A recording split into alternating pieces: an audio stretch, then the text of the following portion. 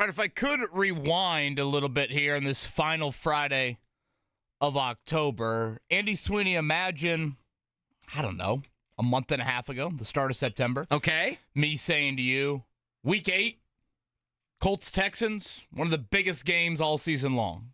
Okay. I don't think that would have been the craziest thing in the world. It's always a big game in the AFC South. Pacers, Knicks, ESPN, nationally televised, Madison Square Garden, the return to that 7-game series from last season, the venom of those two teams alive and well. You probably would nod your head at that, right? Yeah, it's a big game. Sure. It's not a must-win, JMV, but it's a big game number 2.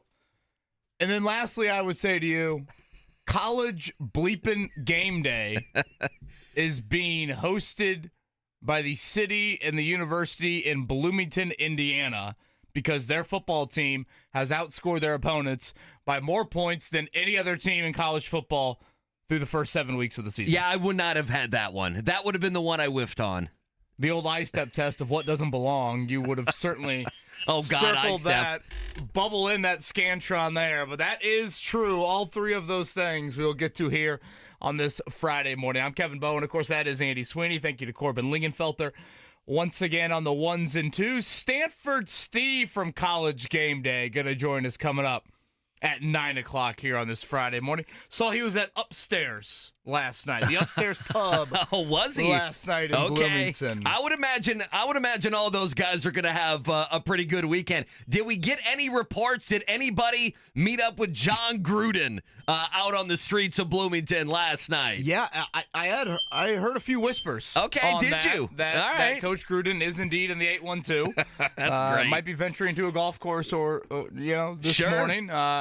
But yes, Coach Gruden, Chucky, is alive and well down there in Bloomington. And the announcement yesterday, Kyle Schwarber as the guest picker for game day. You good with that? I am good with that. You know why? I think he'll have fun with it. He's kind of isn't Schwarber, he's a bro dude, right? Don't you get that from him? He's a bro dude, right? So him and McAfee are going to have a good time being bro dudes on Saturday. Like, I can see that. Dude Kyle Schwarber, I think, is a good way to describe him. I could see him chug a beer live on television. I would have no problem with that. I think Kyle Schwarber enjoyed his time off the diamond. I think he probably did. You know what? I know Mark Dayton's not here, but I do love the fact, I just want all those Chicago Cubs fans, okay? With all the fans across the world, with all the billionaire, the billionaire owners, they didn't have enough money to keep Kyle Schwarber there in Chicago. So I just hope all the Cubs fans can focus in on College Game Day at about 11:50 a.m. on Saturday. That's what I hope. I didn't have a dig at the Cubs here at 7:03 in the morning. It doesn't quite hit with Corbin here. No offense, Corbin. Yeah, I'm sure Mark He's is a Braves that. fan. His team's won much more than the Cubbies. Right now. Colts' final practice of the week. And again, Jonathan Taylor, DeForest Buckner continue to progress in the right direction. They still have to make a roster move, by the way, for Buckner. Again, could that be Jalen Carlisle going to injured reserve? But that is something to keep an eye on today. Jonathan Taylor's words, per usual, were weird yesterday, but he was a full participant at practice, so that sign, I think, means a decent amount. And again, Andy, as we sit here with the magnitude of this game, can you beat a quality quarterback? Yesterday, I rattled off the 10 quarterbacks you've beaten in your last 10 wins. If you had to start one of them in fantasy, you would cry. That's the reality of who you've beaten. It's been rough in the last 2 years. If you're starting Will Levis in fantasy, my God, I want to be in your league. Aiden O'Connell, I believe, on the list right there. Will Levis twice on the list. No, we don't want to undermine Will's efforts. The best might be Justin Fields. Honestly. Justin Fields, yes. Certainly he could be on that. Baker Mayfield on that list as well. So, can you beat a legit quarterback? And again, Houston's injury report is not looking good. They are not going to have Nico Collins. Their passing offense couldn't be further into the spectrum with or without him. And it's looking like they will be without their two top linebackers. They'll start two former undrafted free agents at linebacker in all likelihood on Sunday.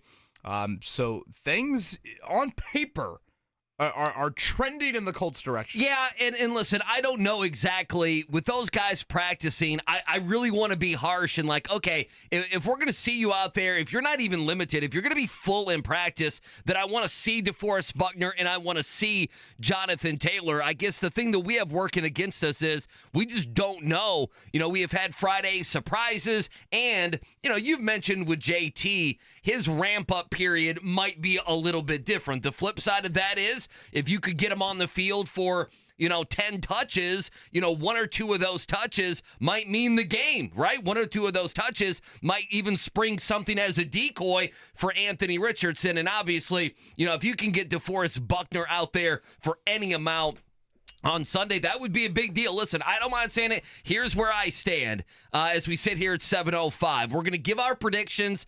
We're a little bit different today. We're Greg Rakestraw at 8. That's normal. Well, Matt Taylor, voice of the Colts, coming up at 8:30. We'll give our picks about 8:45. I expect a close game. The Colts play in close games. These two teams play in close games. And like you mentioned, whether it be, Nico Collins, that offensive line, a couple shaky games from C.J. Stroud, where I stand with the Colts is the rhetoric from Shane Steichen the last couple weeks, especially within the last week, has been we haven't played our best football.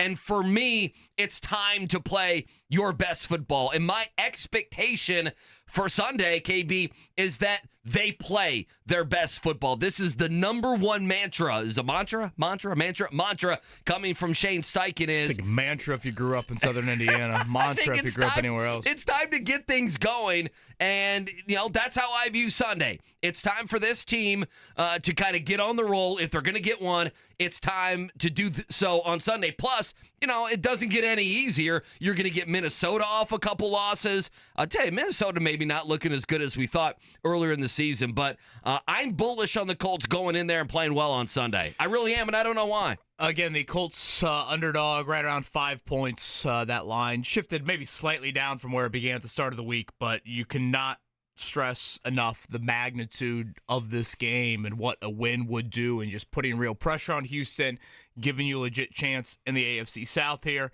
as you enter the back half of the season. A loss, and you're probably looking at a wild card path here in 2024. So plenty to get to on that end. And again, the Pacers tonight inside of Madison Square Garden, 5.5 point underdog for that one. And Andy, we feared the worst with James Wiseman. Yep. And that was the correct fear, unfortunately.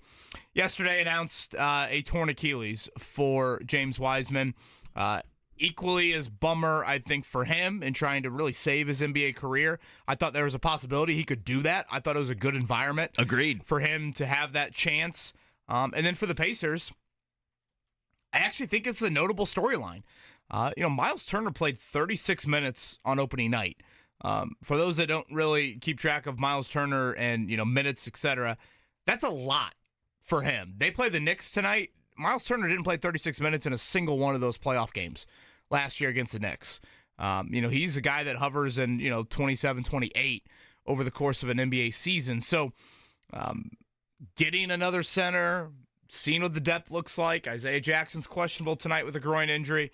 I do think that is something that the Pacers need to explore, but it's probably best to just focus on Wiseman, and that just flat out sucks. Yeah, I thought he was actually going to be a fun piece for this team. I don't think, and listen, I know Isaiah Jackson was out game number one, but when TJ McConnell checked into the game and that, it was like, the 4 or 5 minute mark of that first quarter, who came in alongside with him? It was James Wiseman. And Wiseman came in and scored a couple times. I really think that Wiseman was going to be a nice piece to this team that would have been another feather in the cap, if you will. How's that for a cliche this morning? A feather in the cap to what the Pacers can do, and that is, find these guys and get productive minutes from players that, other teams in the NBA don't really think or care much about. So it stinks for him. And I would listen, I'm echoing what you're saying. It is a storyline. It's not the top storyline. It's not 1, 2, or 3. But I'm sorry, it's a storyline. I mean, Enrique Freeman is 6'7". To think that he's going to play against, elite post players in the NBA is just a farce. That's not going to happen. And Isaiah Jackson's fine, but he's not, he's not a big 7-foot type player, and you have mentioned that. I don't even know where they would even go at this point, but they're going to need somebody else. But it's a stinker for Wiseman, and that is just that's a nasty injury. It's an injury that's so nasty on top of injuries that he's had that you wonder if he gets another shot in the league. It really is. That's the first thing I thought is his career might be finished. We didn't play this game before the start of the season, but if we made a list of most indispensable Pacers, this injury, it might have me putting Miles Turner above Pascal Siakam. Oh, I think I would agree with you. I mean, Halliburton, 1,000%. you would say is one on that list. Sure. But, if you put two, I think I'd go with Turner. I mean, as wild as that might sound to some, it's certainly a conversation that I think you could have. So just an absolute bummer, and the non-contact nature and all of it just flat out sucks. So tonight, 7:30 for the Pacers. Again, their home opener Sunday. That's that matinee. That's the 3:30 matinee. So when Andrew Catalon brings us back from Houston to start the fourth quarter, you'll have Kristen Airy and company getting you set for the start of the Pacers' home slate. No Paul George, no Joel Embiid for that one. Again, it's a back-to-back for Indiana. They'll go to Orlando then on Monday. Did you even have to say that? No Paul George, no Joel Embiid. You just assume it until they start playing. You know how many games Miles Turner played? Because I was thinking last year, it felt like he played almost every game. Yeah, it felt like he had one of his better health seasons in a while. 77. Yeah. I mean, that is unbelievably Do you have, like, the valuable. other years up there? Okay, so the year before that, 2022, he played 62, and then 42, 47, 62, 74. So he plays a lot of games. He's had, obviously, a couple games where he hasn't, couple seasons. But there's a couple seasons in there you just rattled off where he's missing half the season. Right, and some of that is, I assume, which was the COVID? 2020? years. That was 2020, was it not? But you said 62 games 2 years ago? I mean, that's 20 missed games. Yeah, that's 20 missed games. They can't have that this year. And again, not managing now. his minutes. Enrique Freeman, hello world. I mean, it is a big moment for him. The one reason why I've always loved Kyle Schwarber, he looks like he just loves things that I love, a.k.a. pizza, beer, and cheese. He's awesome, man. Yeah, cheese. Okay, well, I just figured that the pizza encompassed the. No, I need more cheese than just that. Like, I don't know. Is Schwarber married? Is he married with kids, or is he I've got nothing on it? Or is he going up there single and he's like, you know what? I'm gonna relive my days of I'll be honest, 9 years ago. When he sent the video yesterday to kind of say, hey, who's your fans? Can't wait for it. I thought he might have had a little lipper action in there. I wouldn't be surprised at all. What are the things, I'm going to Corbin on this, instead of dip, what are the things that... Zen. Is it Zins? Is Zen, that what baby. it is? Is Schwarber a dip guy or a Zen guy? It's a great question at 7:12 in the morning. He strikes me as a dude that can swallow some dip, frankly. Yes, He'll take does. the long cuts when he walks into the goodness. BP Connect there. He's 31. I had no idea. How about that? I've told this story before. Tracy Smith, the IU baseball manager, when Schwarber was there, I covered the baseball team the year before Schwarber got there. Okay. And they were getting ready to lose Alex Dickerson and Jared Saber, and probably two of their most decorated hitters and home run hitters in their program's history. And I kind of said to Tracy at the end of the season, I'm like, Skip, you're losing a lot. I mean, how are you replacing that? He's like, man, I got this pudgy catcher out of Cincinnati. He's a hell of a linebacker. And so he hasn't really done the full baseball circuit. And he's like, the two-sport athlete, we'll get him here. We might need to trim him down a little bit, but I think he can come in here and be a middle-of-the-order type of guy from day one. And I kind of walked off the field, and I'm like, I should look into this kid, Kyle Schwarber. Well, and now look, he is married, by the way. He has a kid, so congratulations to the enough, Schwarbers. Tracy Smith knew what he was talking about. It was a hell of a career. And, yeah, that one makes sense. Cuban Buck. I mean, I guess you could have gone a couple different directions there, but I think Kyle Schwarber brings some good energy. I think dude energy is the right way to describe it. I think he brings fun college atmosphere. Yeah. I think Buck would have been fun. Buck has fun with all this stuff. Like, he's a funny guy. Joe Buck, his travel schedule's probably absolutely ridiculous. He would have been fun. No offense to Mark Cuban. I'm sure Indiana fans appreciate all the money. They want you to keep giving money. Keep adding to the war chest of NIL money in Bloomington, but, he's been opinionated. He's very political right now. Maybe we push Cuban. Maybe next time, Mark. Maybe next time. Last week it was Texas, Georgia, for game day down there in Austin. Scotty Scheffler was the guest picker for Texas. He took a little jab at Louisville. Oh, he was funny. He's and like, I thought that picking was it. outstanding. Oh, it was great. Very was good great. by Scotty Scheffler in that. So, Schwarber, I don't know if you've got any subtle jabs we could throw at some. I don't know if he'll be subtle. I don't know if he takes a jab at Notre Dame and picks Navy or something along those lines. But he might. Cannot wait for tomorrow, and should be a hell of an environment. Again, gates open down there at 6:30. And the south lawn of Memorial Stadium, 9 o'clock. And Stanford Steve going to join us here coming up. Yeah, if you're going to go, I'd get out there very early. If you're leaving from the Indy area, I'd give yourself some time and get out early because I'm sure it'll be fun. It'll be packed there. All right, coming up on the other side, Jonathan Taylor, DeForest Buckner, they both updated their injury situation yesterday before practice, plus your scores and news from overnight. We'll get your morning check down next. Appreciate you waking up with us. It's a Football Friday right here, 93.5, 107.5 The Fan.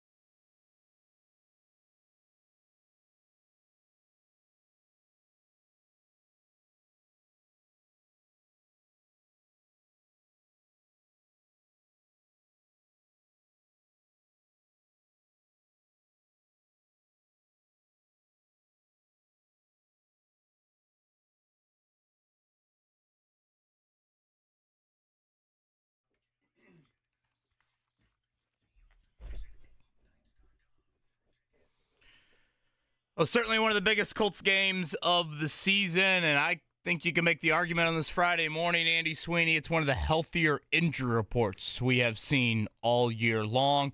A lot to get to on this morning checkdown. Yeah, let's start with the Colts yesterday. It was a good practice report. Now, I think it'll take some time. Maybe even today we'll see about Jonathan Taylor and DeForest Buckner if they end up playing. But I would imagine, KB, they'll be back there on the practice field today. Let's get to DeForest Buckner first. He spoke with the media yesterday. He's getting back in the groove of things, and he's happy to do so. Started going a little stir crazy towards the end of my little stay, but I'm excited to be out there. What are the chances you get back on the field for the game this week, you think? Just taking it one day at a time, hoping for progress each and every day. But, I'm being hopeful. All right, so there's Buckner. As for Jonathan Taylor, he met with the media. KB, you always say this, that Jonathan Taylor's words are weird. I think that's the way you usually put it. Here's a few of those words yesterday. The fact that I'm on the field now is way better. Even though it was limited work, some individual stuff yesterday, I just can't wait to go out there again today with a bit more work and see how it feels. But it felt great to finally be out there because the training room, it's a great place, but, that's not really where you want to be. I believe we got a manifest word from Jonathan Taylor at one point yesterday. He speaks in riddles. Doesn't want to put the negativity into the air. So, a full participant. I would say those are good signs for Jonathan Taylor and DeForest Buckner. And like we've said all week long, they do play positions that you can pitch count it up. So, we'll get official word coming up later today on their status. Again, the Texans without Nico Collins, their passing offense, the best in the league with him, the worst in the league without him.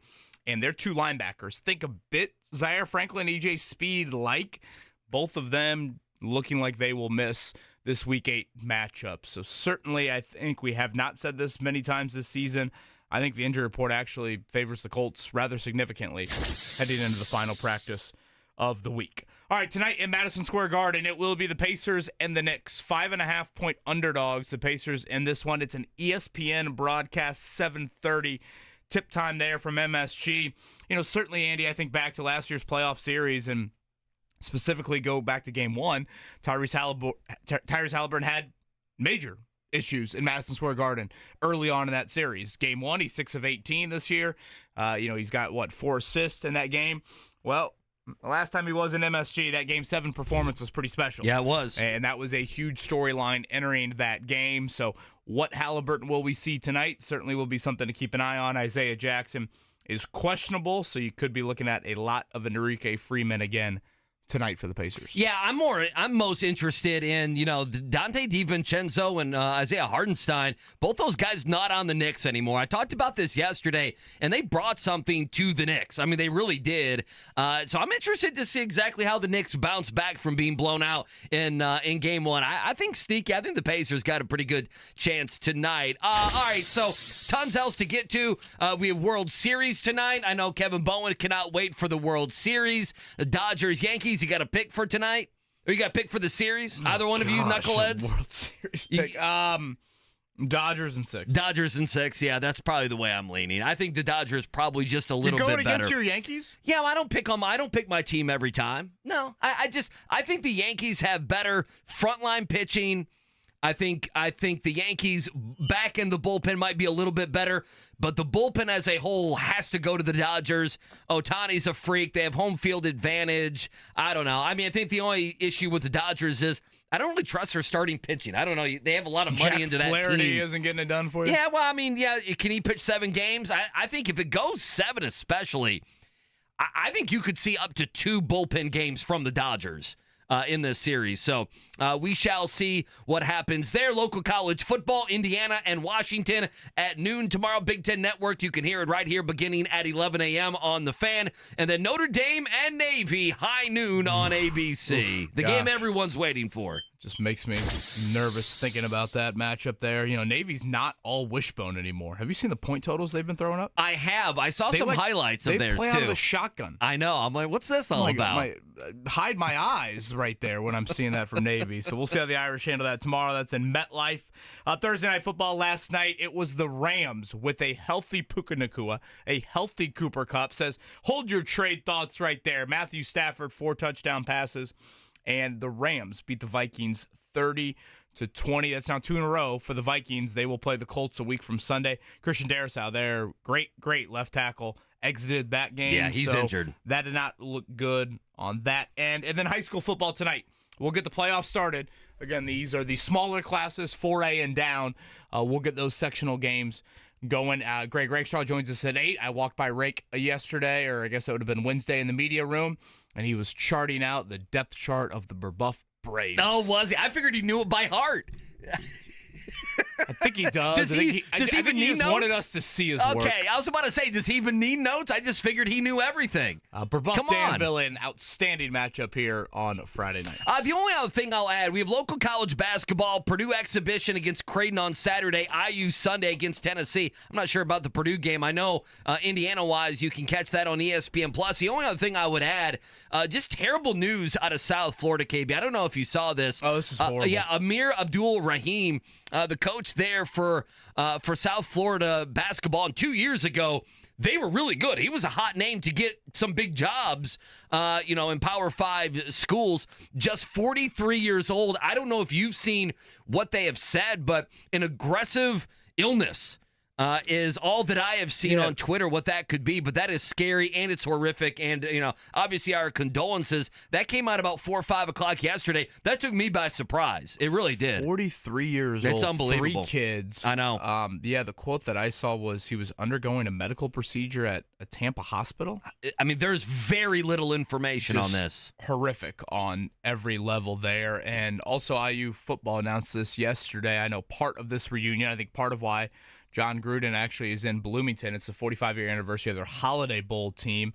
Tom Clifford, the Big Ten MVP on that 79 team, he passed. So some real unfortunate news there from a health standpoint. Yeah, some stunning stuff there in the land of college basketball. All right, let's take a break. Coming up on the other side, how do the Colts get the win on Sunday? We'll talk about it. Greg Rakestraw at 8 o'clock. Appreciate you waking up with us. It's a Football Friday right here on The Fan.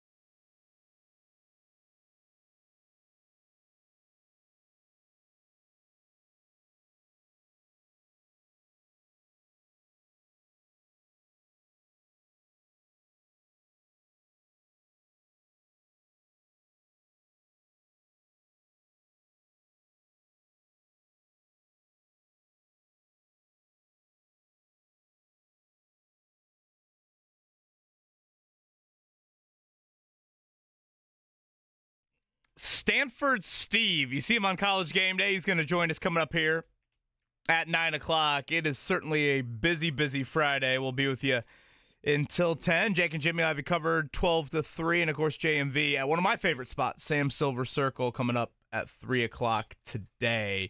Andre Johnson getting his Hall of Fame ring Sunday. Oh, inside is he? of NRG Stadium. Is that a Colts legend, Andre Johnson? I don't think it probably is. No, okay, yeah. One of the better players I've ever seen up close. I'm sure you would feel the same way. Indeed. Back in the day, at least. I was in going to say Houston. back in the day is probably a good label to throw on it. Is this the this might be like the biggest game Anthony Richardson's ever played in. Interesting. Well, he didn't play in a huge game in college. I don't know. Florida No offense fans to Florida. might be like, how dare you disrespect a cocktail party like that? Or, you know, that game late in the year to get to bowl eligibility, which Richardson didn't play in the bowl game. Why would he? I mean, from a magnitude standpoint, I mean, right? I mean, you want a legit shot at winning the division? I mean, look at Houston's schedule coming up. And they've still got the Ravens. They still got the Chiefs. They've got the Lions, just like the Colts do. They've got Dallas. They have a short week with the Jets upcoming. I don't know how that'll play out, but just a massive, massive game. And again, with Richardson, we're not used to road starts for him. We're not used to. This will be the first time in his career he's played a team for a second straight time, or a second time in a season. So, boy, you want to talk about a huge, huge game on many levels. It's also a pretty darn big game for that young quarterback. Well, it is. You know what I would like on Monday? To not have to come in here with a bunch of yeah buts. That's what I want for Monday. I'm being selfish here, and I think Colts fans probably feel the same way, KB. I want to come in here on Monday and not have to have 32 qualifiers for what we saw. Well, you know, this happened, but, you know, they didn't have this. Like no, the Texans, I know they don't have Nico Collins. Okay, and I understand that everyone has injuries. The Colts have had, you know, you got to feel like as much as anybody, and maybe they're starting to get back healthy. But, you know, I'll say what I said earlier in the show. And when we give our picks here in about an hour and 10 minutes, later part of the 8 o'clock hour, I'll probably say the exact same thing. This is setting up with the rhetoric we've heard from Shane Steichen, on how they need to play their best football. They haven't played their best football. It's no longer, it's week 8. It's not early in the season. If you're going to get going, moving into late October is the time. Plus, you know, this Texans team, I'm not sold right now on them.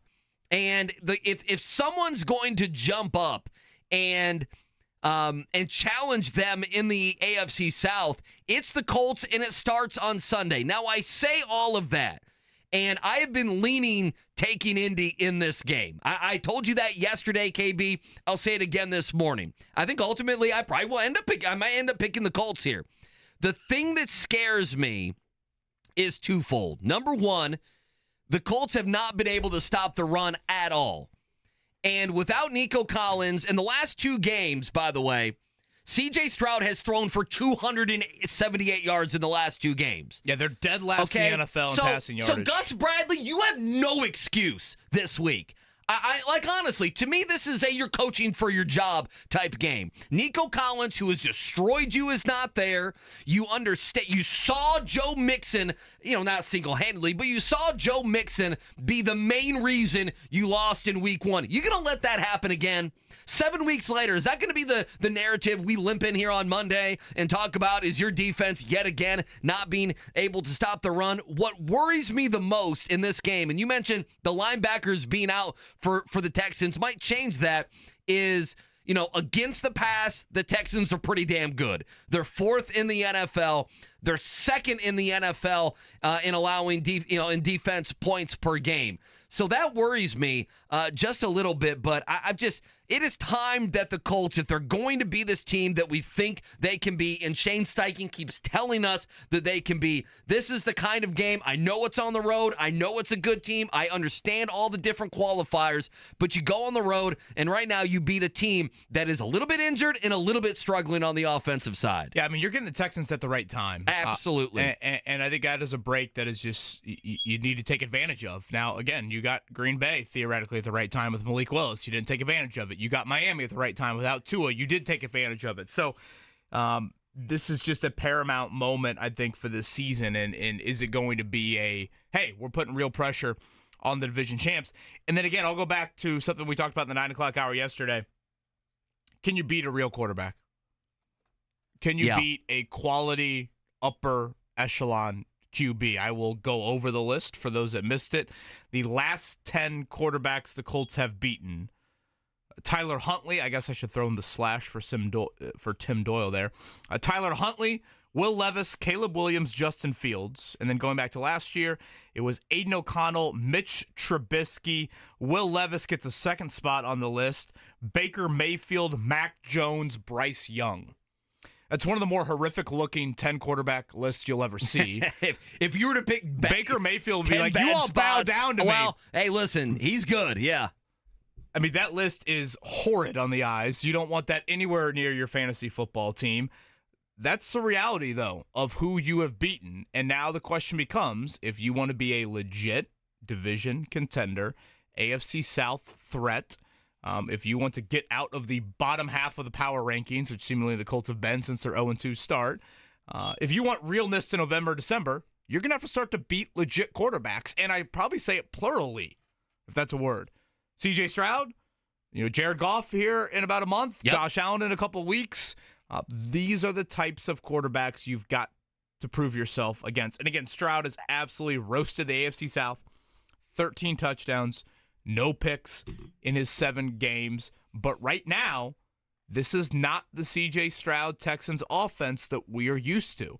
Again, with Nico Collins in the lineup, they led the NFL in passing. For the last 2 weeks, they are dead last in the NFL in passing without Nico Collins, and their offensive line has some real questions. So, again, I think the line surprised me early in the week. I think the Colts are in a much better health situation than Houston. But at the end of the day, which quarterback do you trust in the fourth quarter?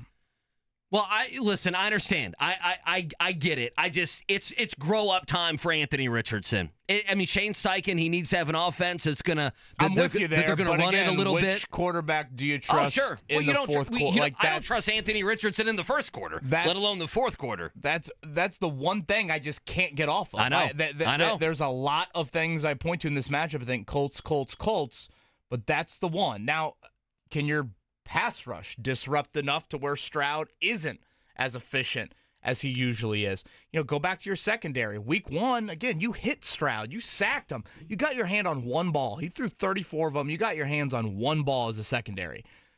What does that look like without Nico Collins now coming up on Sunday? So I can't wait. It's such a massive game on many fronts. And Jonathan Taylor, DeForest Buckner potentially back in the lineup. You okay not having a warm-up game at 9:30 this Sunday morning? You don't have to worry about it. Having it on in the background, having to have your fantasy team finalized by 9:30. It's probably not best. watching the Jaguars. It's probably best that the Brits' eyes get a little rest from watching the Jags back-to-back weeks. Did you see, by the way? This is a bad slate of games, well, by the way. It's not, and I have a take on that, actually. Oh, you think it's a good slate? No, I would agree with you. Well, here's my thought on it. It's going to be it bleeds, it leads. So if the Jets were to lose to the Patriots, and then definitely you look at Sunday Night Football. If you don't know what Sunday Night Football is, it's the Cowboys and 49ers. So the loser of that game, if the Cowboys lose, it's going to be my man Stephen A. Smith laughing at him and cackling and doing everything. If the Niners lose and they go to 3-5 on the season, that would also be 3 out of 4 games that they've lost. You're going to start to say, hey, has their window closed? Injuries have finally piled up. But you talk about a team that I know maybe you don't care about these sorts of things, but I think Colts fans care a little bit. If you can walk into Houston and win that game, why would the Colts not be one of the main 2 or 3 stories and talks of the NFL from Week 8? I truly mean that. Because it's the AFC South. But they'd be 5-3. Be what, 4 out of 5 games? I hear you. It'd be 5 out of 6. Well, it'd be 5 out of 6. I mean, if you win, you would imagine Anthony Richardson would have at least 3 or 4 plays that would make the highlight shows and people would be talking about it. I think that's my point. The Colts absolutely have been an ignored team, and I understand why. This is the type of game you put yourself in the hunt for the AFC South. It's a to me a feel-good win that they have not had since going back to last season. And to me, you would be showing yourself of, Hey, Indy's got something this year in the NFL. While other teams, the Cowboys have stunk it up and the Bengals have stunk it up. I think the Bengals, by the way, could be the other team that we talk about. I just feel like there's an opportunity here for the Colts that they have not had in a few weeks. There's no but. There's no, you're playing Scoop Huntley or all these different excuses. People respect the Texans. They respect their defense. They respect their head coach, and they respect their quarterback. JaVale McGee, I could get behind the Pacers making a move there. Oh, God, where's he at? I mean, is he a free agent? Oh, Cody Zeller's still lingering out there? Go, bring back the big handsome. The big handsome. Bismack Biyombo, one of Jake Query's favorite players. I mean, don't the Pacers need to go find some center? I mean, they got to find someone who's 7 foot. Where's JaVale McGee at? Is that former Olympian JaVale McGee? Yeah, it is. Yeah, where's he at? Is that Do we have like any Tyler idea? Huntley's a former Pro Bowler? Well, Gardner Minshew's a former Pro Bowl. Sure. I think It's McGee's a little a bit free like agent. that. Well, I'm not too surprised by that. I'll pass on JaVale Well, McGee. you gotta have some. I know. I'm passing. like, am I putting too much No, you're not. Am I giving too much attention to a third center? I just think right now Turner is so indispensable. Yesterday's news: James Wiseman sadly tore his Achilles in that opener against Detroit. Isaiah Jackson's questionable for tonight, and Jalen Smith was on this team last year. He is no longer, and one of the few kind of not run it back guys from last season. It just seems like that should be an investment. I guess James Johnson is not. I know he's 6'9", but he's not going in the game. I think he's there just in case someone wants to fight Tyrese Halliburton. Literally there to be a bouncer. He puts on a Pacers uniform to bounce. Tonight's a big night for James Johnson, is it not? Keep Spike Lee back. Well, tonight's just a big night for James Johnson. Don't let John McEnroe yell at Halliburton. Exactly. What we need tonight is we need Halliburton to hit a few big shots, so there starts to be that venom. I'm not sure the Knicks though have that venom without Dante DiVincenzo. I think they lost that. The Knicks were just pathetic on opening night, and I get Boston made 1,000,000 threes, but still, I thought I expected a little bit more. I'm very curious to see how New York responds to that performance. Yeah, I mean, didn't Karl Anthony Towns have something like 12.7 rebounds? Yeah, it was something weak. Like they just didn't look good. Yeah, I mean, I know we're in the era of the Celtics. Like I get it, but still, I mean, come on. Again, matinee coming up Sunday, 3:30. No Paul George, no Joel Embiid for that one. Did you see the NBA Cup court announced yesterday for the Pacers? Yeah, are the Pacers? So again, this is the in-season tournament. Yeah, the in-season tournament. They're calling it the Cup now. Whatever. Are they doing the Boom Baby? Is that going to be on the court? I like it. Okay. I don't know if I want to. I don't know if I want to glorify that father and son duo. No offense. Well, I don't know. They kind of creep me out a little bit. No. The Boom Baby. This is okay. No. Okay. Well, that's what Halliburton did the first game. No, that's their moniker. Boom. That's the most millennial comment you've ever had. This is Slick Leonard, the iconic phrase of Boom Baby. Because I was terrified. I saw that. Are they leaning into this dopey father and son combination? Oh, gosh, that's a horrifying thought to imagine that. Yeah. Okay, we're gonna change it up. Halliburton and McConnell are doing that dance. No. Would you be surprised? Would you be surprised? I'd like to think I would be. The majority of Pacer fans know about Boom Baby or Slick Leonard. 1,000% Slick Leonard. Put it up on a poll. 1,000%. So yes, this is the you get Righty in the background of the court here. It's much more of a traditional looking court. Why aren't they doing last year's? Well, last year you had kind of that oceany blue. Yeah, and I know some that. people hated that. Well, I didn't mind it. People hate everything. If you put a court out there or a jersey, a bunch of people are going to hate it. So, that's just the way it is. In-season tournament coming up. Corbett, did you retweet that? Coming up here, again, Friday, November 15th, the Heat. Yes, all right, I'm thankful they're not leaning into that because those guys creep me out. The Boom Baby TikTok. This is... Rest in peace to the great Slick Leonard for those comments. Yeah, I kind of wish they jazzed it up. Are they not going to have the fancy jerseys then? Remember we got one last year? Yeah, I feel like we've had jersey leaks, but I don't know if we've had an official jersey leak announcement on that here. We haven't had a jersey leak yet? I was kind of hoping we would. By the way, did you see last night at the Atlanta Hawks game what they did? And this Corbin may be completely off your radar. Corbin, do you know who Gucci Mane is? You don't know? That's not ringing a bell? Isn't that a purse company? Well, so you know how you looked at me? I'm looking at you back the same way now. No, he is an Atlanta-based rapper. I mean, he's been in the game. He was probably more popular, KB, when you and I were going through school. I'm sure you bumped many of those tunes. He did like the halftime show last night with no edited version. Of Rams-Vikings? No, of the Hawks game last night. He did the Hawks game last night. He did the halftime entertainment and didn't edit anything out. And obviously, there's a lot of profanity in those songs. Someone tagged it like, the NBA might say something to the Atlanta Hawks about this one. Not family friendly. Good night in Magic City. After I would imagine so. That one there. Again, we'll get you set for college football coming up this weekend. Stanford Steve from College Gameday going to join us at 9 o'clock. Should be a really, really nice day. Tomorrow in Bloomington, it's a noon kickoff there for Indiana and Washington. Is Washington any good? No, they're not. They're not any good. They have a new coach and everything else. Wasn't Jed Fish who was whining about how much rosters cost in college football? That's never a good thing when your coach is the one whining about rosters. I mean, if I'm not mistaken, it was him. Yeah, he called the Oregon-Ohio State game a game of $20 million rosters. Wah. Too on bad. That end. So yeah, yes, too bad Washington for you, buddy. has mightily struggled this year when they've done the Eastern time zone or having to travel east, losing to Iowa by a lot, and also lost to Rutgers here. So again, Taven Jackson getting the start here, and we'll see how Indiana handles. Now, I guess if you want to, look at this game and dissect it a little bit more. It's probably the first real adversity Indiana's faced this season. They haven't trailed in a game. So it's not like they've had any real in-game adversity. Gotcha. And, if you look at it from a health standpoint, I feel like they've been pretty healthy. I don't know. Maybe I'm trying to find a storyline, but I do think that is something that's on the table. Washington is not great, but they're also not Western Illinois.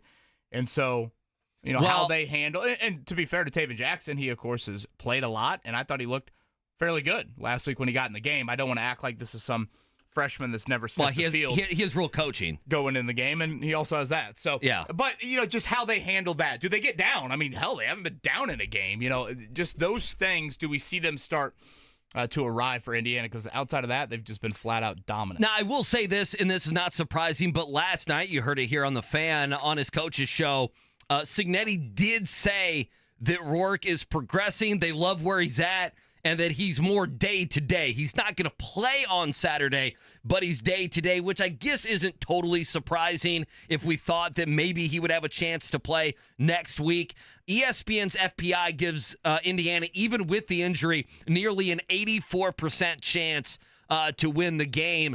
And I know this would make Washington 5-3, so it means saying this doesn't feel like this is probably the truth. But a game like this, Indiana can't lose if you want to make the college football playoff. Like, Washington is not a good, respected team this year. There's not going to be a 10-win team that you lost to. That would be the only bugaboo. If you're Indiana, you're up against teams that are going to have 2 losses in the SEC. That's who you're going to be up against, so you can't have a bad loss. This wouldn't be a bad loss, but boy, I think Washington will probably finish out to be about a 7-5 team, so it wouldn't be good. 10-2 doesn't get them in, right? No. Oh, absolutely not. No. They got to go 11 wins. Without a doubt, they got to go 11 wins. Scotty just texted us. He says the jerseys have leaked. Are you looking at it? How do they look? I think they're much like the ones last year. There's the white version. Oh, wow. I'll show that. Yeah, that's that same color blue from last year. Yeah, I liked them. I liked the ones last year. So we're going to have to find I'm not the jersey guy. Whatever. Corbin, I don't know, somewhere over there. We're going to have to find a Slick Leonard Boom Baby comment to make sure Andy is I apologize understands on that. The historical reference. Probably one of the more famous comments in our state's history from a sporting standpoint. Not the TikTok dance. Not AJ and what's his name? Tyrese Halliburton and TJ McConnell the other night. Oh, that's fine. You guys can make fun of me on that. There's some blind spots. That happened to be one. Let's take a break. Coming up on the other side, busy night of high school football. We have high school basketball around the corner as well. And how did the Colts get the win on Sunday? Greg Rakestraw, he joins us next here on The Fan.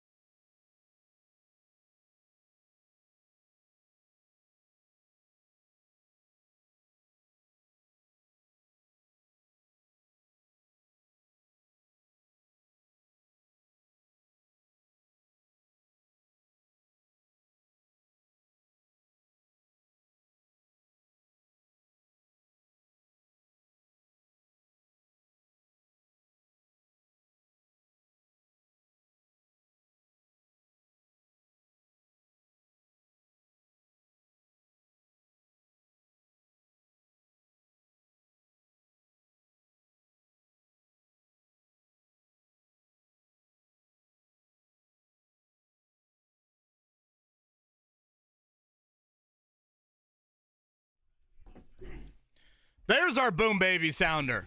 Does that ring a bell? Can I do something? Can I just bend the knee and say, I'm sorry, I misspoke?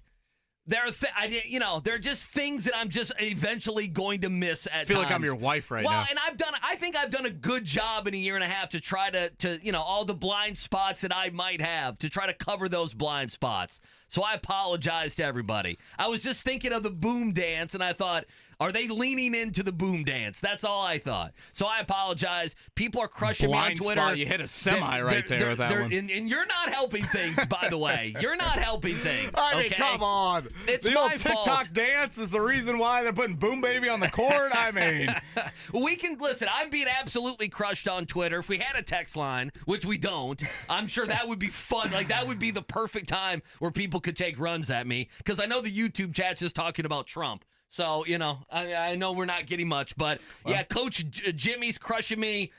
Send this a-hole back to Kentucky. I'm getting a lot. You got one of those? I'm getting a lot of that, Man. even though I've lived in southern Indiana since I was 10 years old.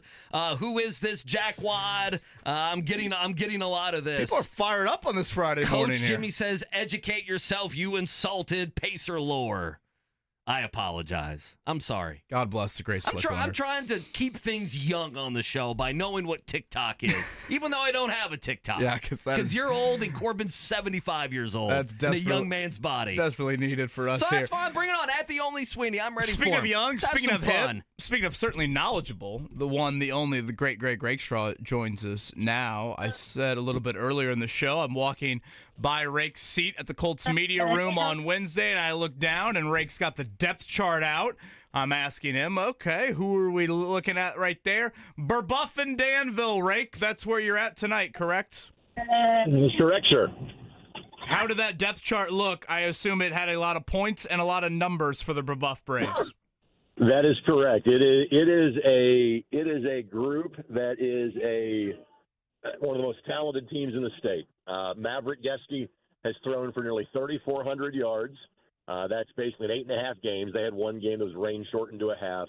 But the two numbers that are just jaw-dropping to jump off the page, Taylor Clark is their leading receiver. He is averaging 28 yards a catch. Now, that's one thing for a guy if he gets, like a ball or two a game. He's got 51 catches on the season, and he's averaging 28 yards a catch. The other thing, and you see this in state title contenders, which I think Burbuff can be, although 4A is absolutely loaded, not just in their sectional, but also in the highest-ranked team in their sectional. That would be Chittard. But, they're in the same half of the bracket as both Martinsville and New Pal, who are really good. But C.J. Harris is averaging 10 yards a carry. He has 1,600 yards rushing on the season. So the numbers are not as flashy in terms of Danville. They're just really a good, solid football team.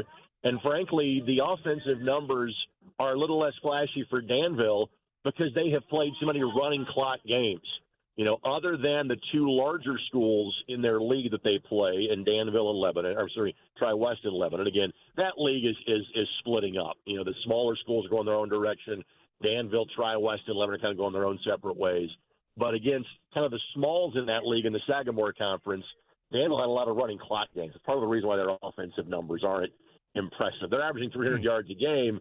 A good chunk of that is done in the first half because they've had lopsided games. So it's one of the better games in the state tonight, one of 4 matchups of ranked team versus ranked team the opening week of the season of the postseason. Greg Rakestraw with us. Greg, that's exactly where I was going to go next. I know it's kind of an easy, generic question. What are the other 2 or 3 games that you're really looking at this week?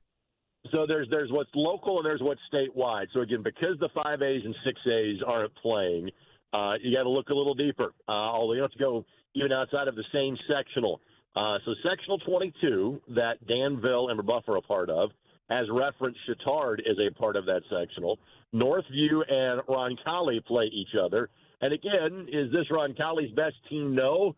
Roncalli beat Burbuff because they played in the remnants of Hurricane Helene when they played 4 weeks ago. And then Roncalli beat East Central last week, who was one of the last 2 4A championships, and is ranked in 5A, and that was their only loss to a team in the state of Indiana this year. So Roncalli is always a solid team. In terms of the 2A classifications, a couple of games immediately come to mind. Lutheran has won the last 3 1A championships. They are now up in 2A. They are a contender in two-way. They're currently ranked third. Only two teams in front of them would be Lafayette Central Catholic, who has made numerous 1A state championship trips and wins, and Brownstown Central, who is obviously from your neck of the woods, Andy. You know them quite well.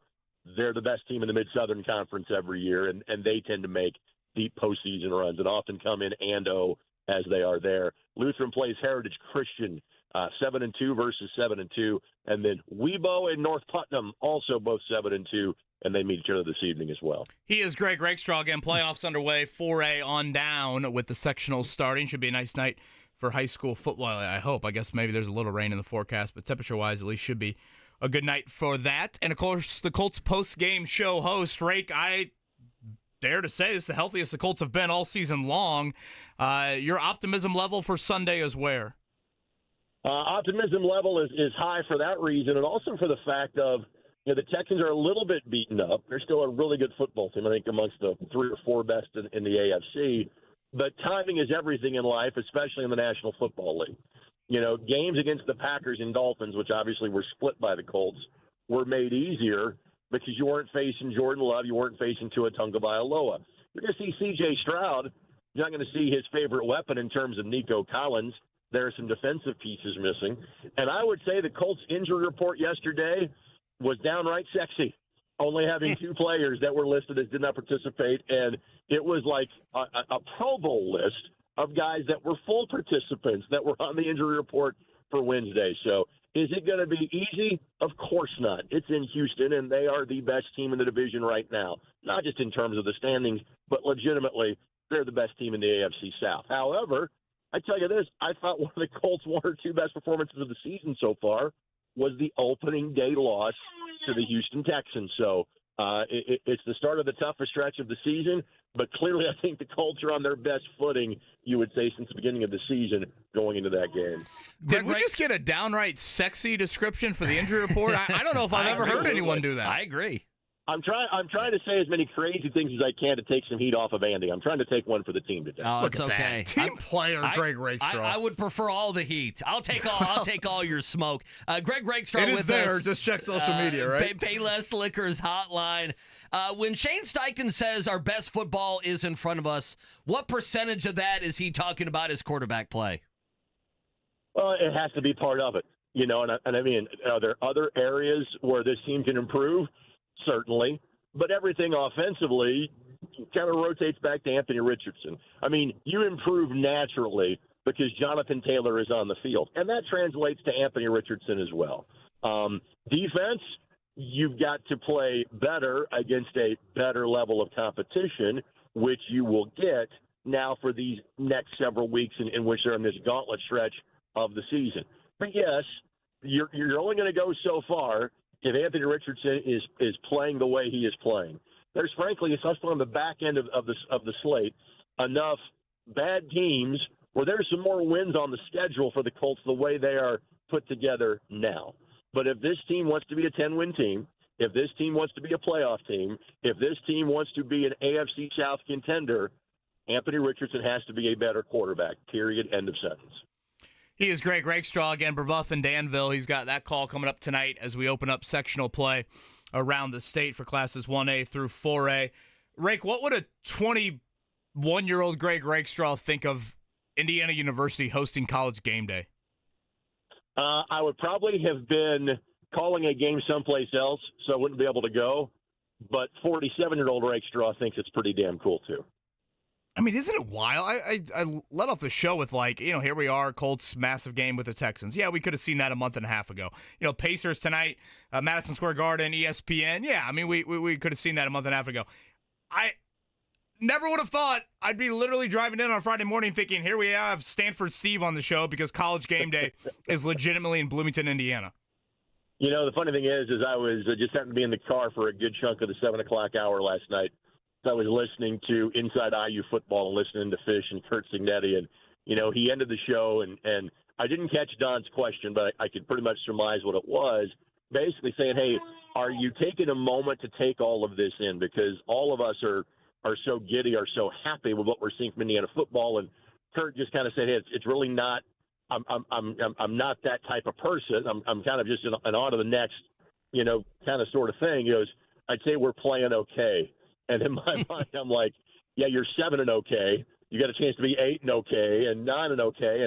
And on that, again, it is jaw-dropping, the difference in Indiana football from a year ago to where it is now. And let's face it, the previous coaches have all taken the ball and kind of had a peak, but have at least made the program better than it was.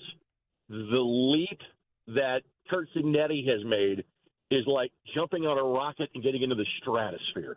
It's crazy to think the difference in this football program from the beginning of the season to where we are right now.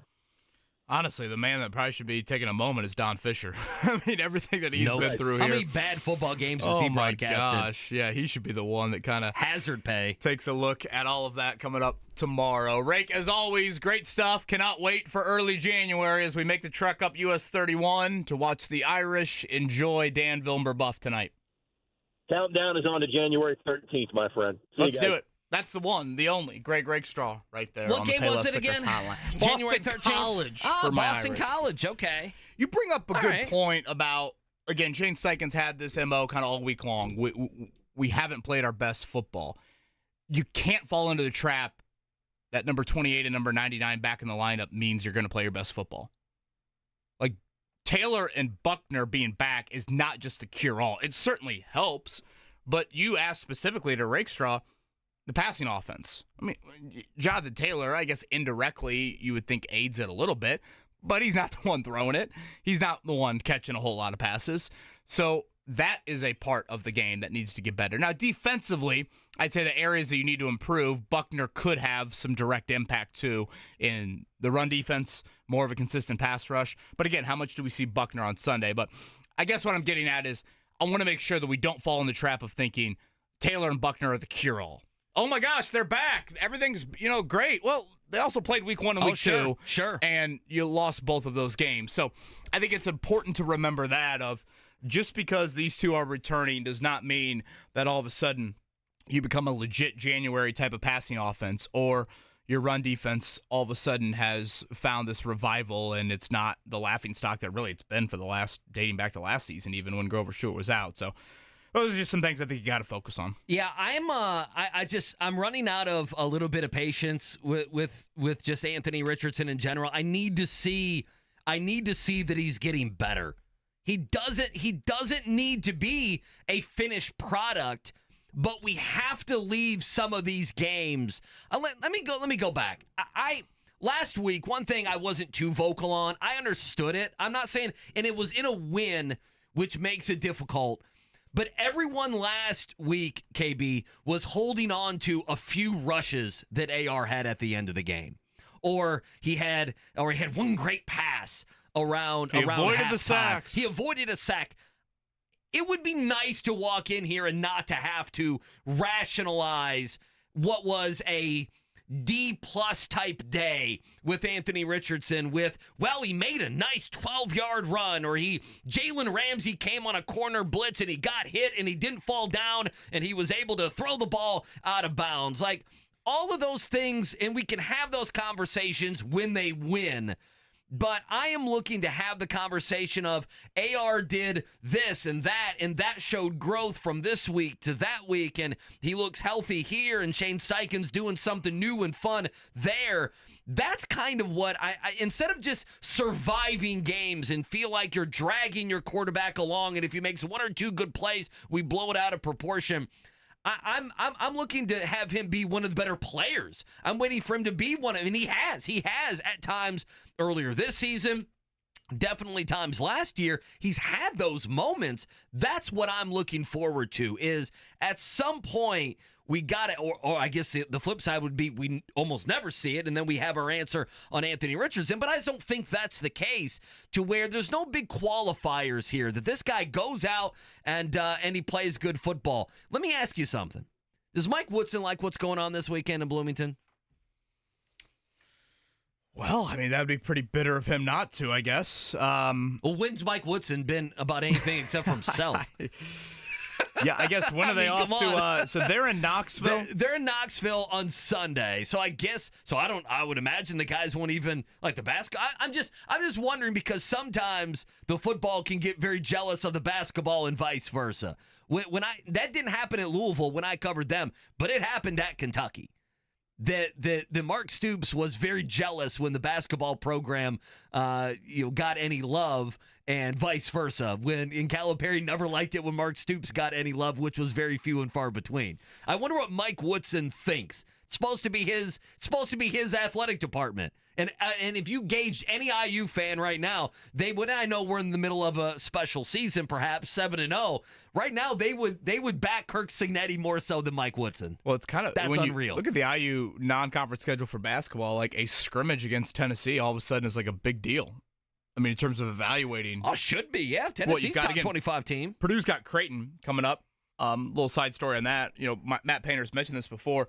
Ryan Kalkbrenner, the big guy for Creighton, he was one of the guys they recruited ahead of Zach Edey. Him and Hunter Dickinson were the two on that end. It's interesting. I was watching a little Painter action from yesterday, and he said that they feel really good about 3 starting spots.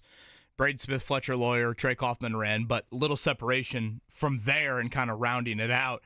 And it was funny, and Painter sometimes throws these in within questions. It's not Cignetti's swagger, but it's a little bit. And just randomly, I think he was asked about, or maybe even somebody mentioned, you don't have Zach Edey. And all of a sudden, Painter's like, we've won 4 Big Ten titles in the last 8 years. Zach Edey wasn't on this team for all of them.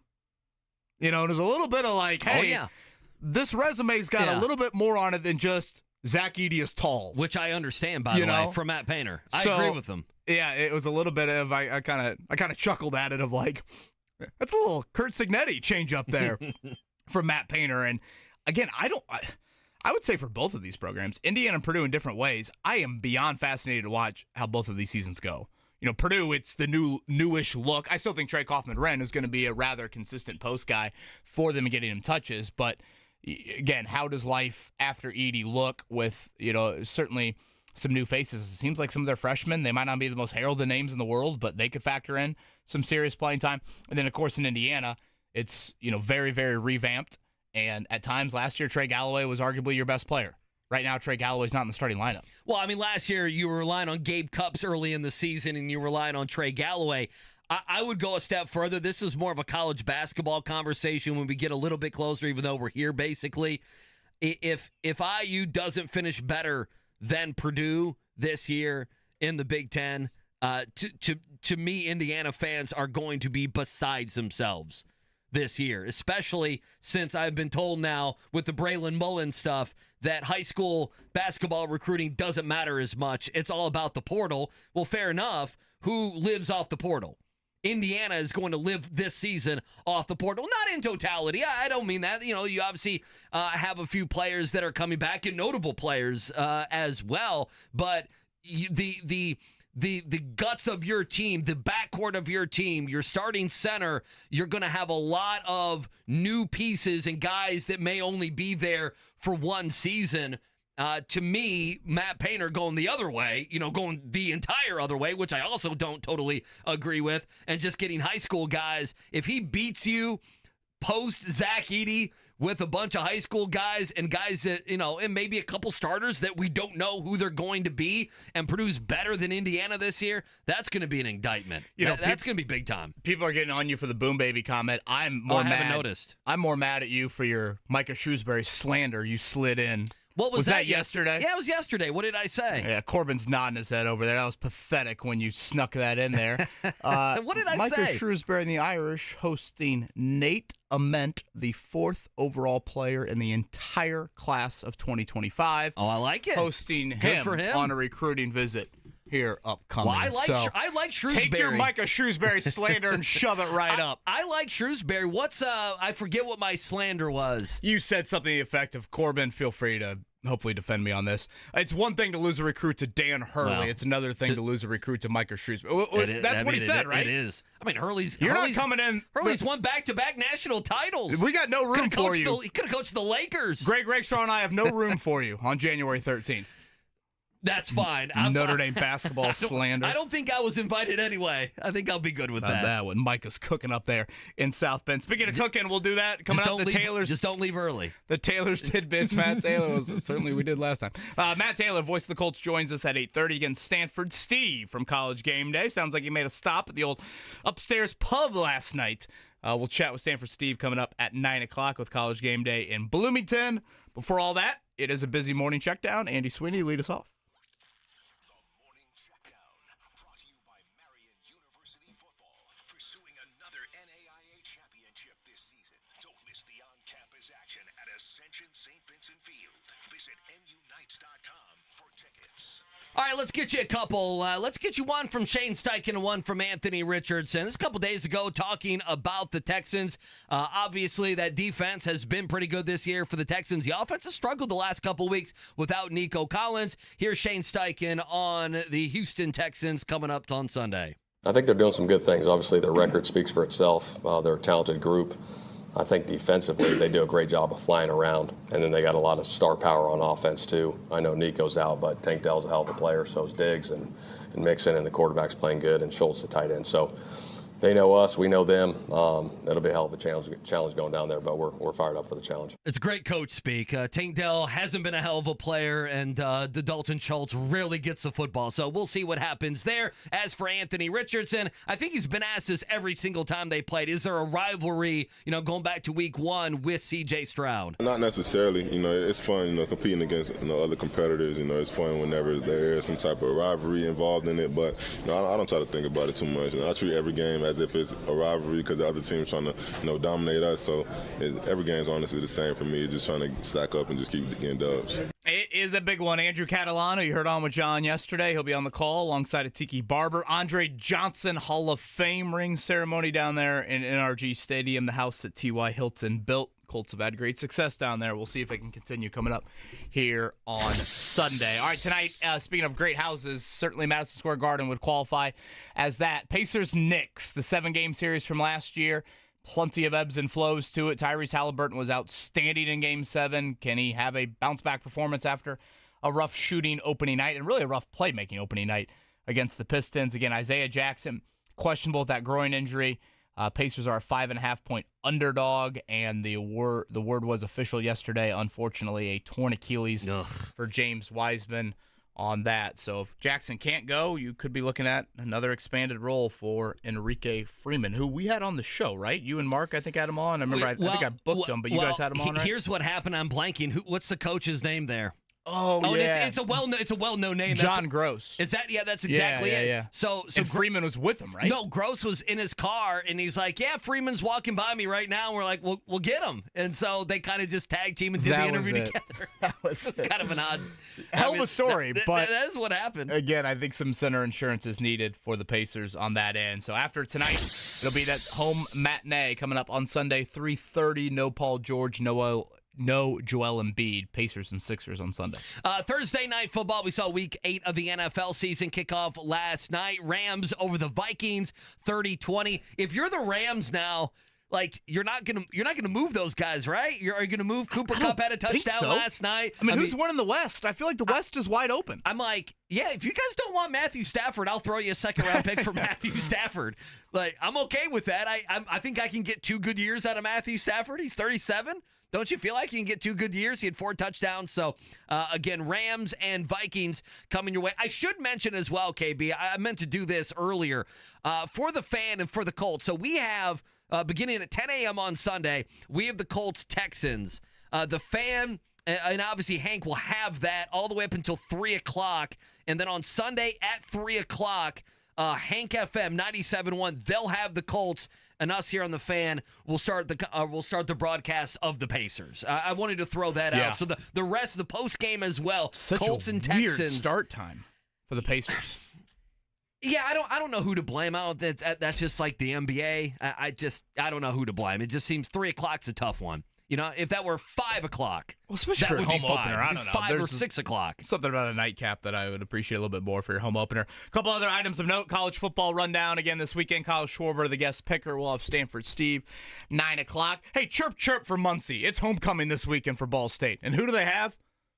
The Notre Dame Killers. Oh, do they have NIU? They've got Mr. Hammock. How have they done since? Remember they beat Notre Dame and everyone was like they could make the playoffs. They haven't done as well as I would have liked for them to do. Well, I haven't. We can't be worried about that. You beat Navy. I haven't seen that coach on ESPN or anything Come else. on. Colleen Bowen making the trip up I-69 for Muncie homecoming here. Nice. Let's go. What else we got? Oh, World Series. Tonight, Dodgers and Yankees. That series will finally get underway. And again, high school football playoff-wise, Class 1A through 4A sectional time here in the state. All right, we're moving them up a segment or two here. Matt Taylor, voice of the Colts, Taylor's Tidbits. He'll join us next here. It's a Football Friday on the Fan.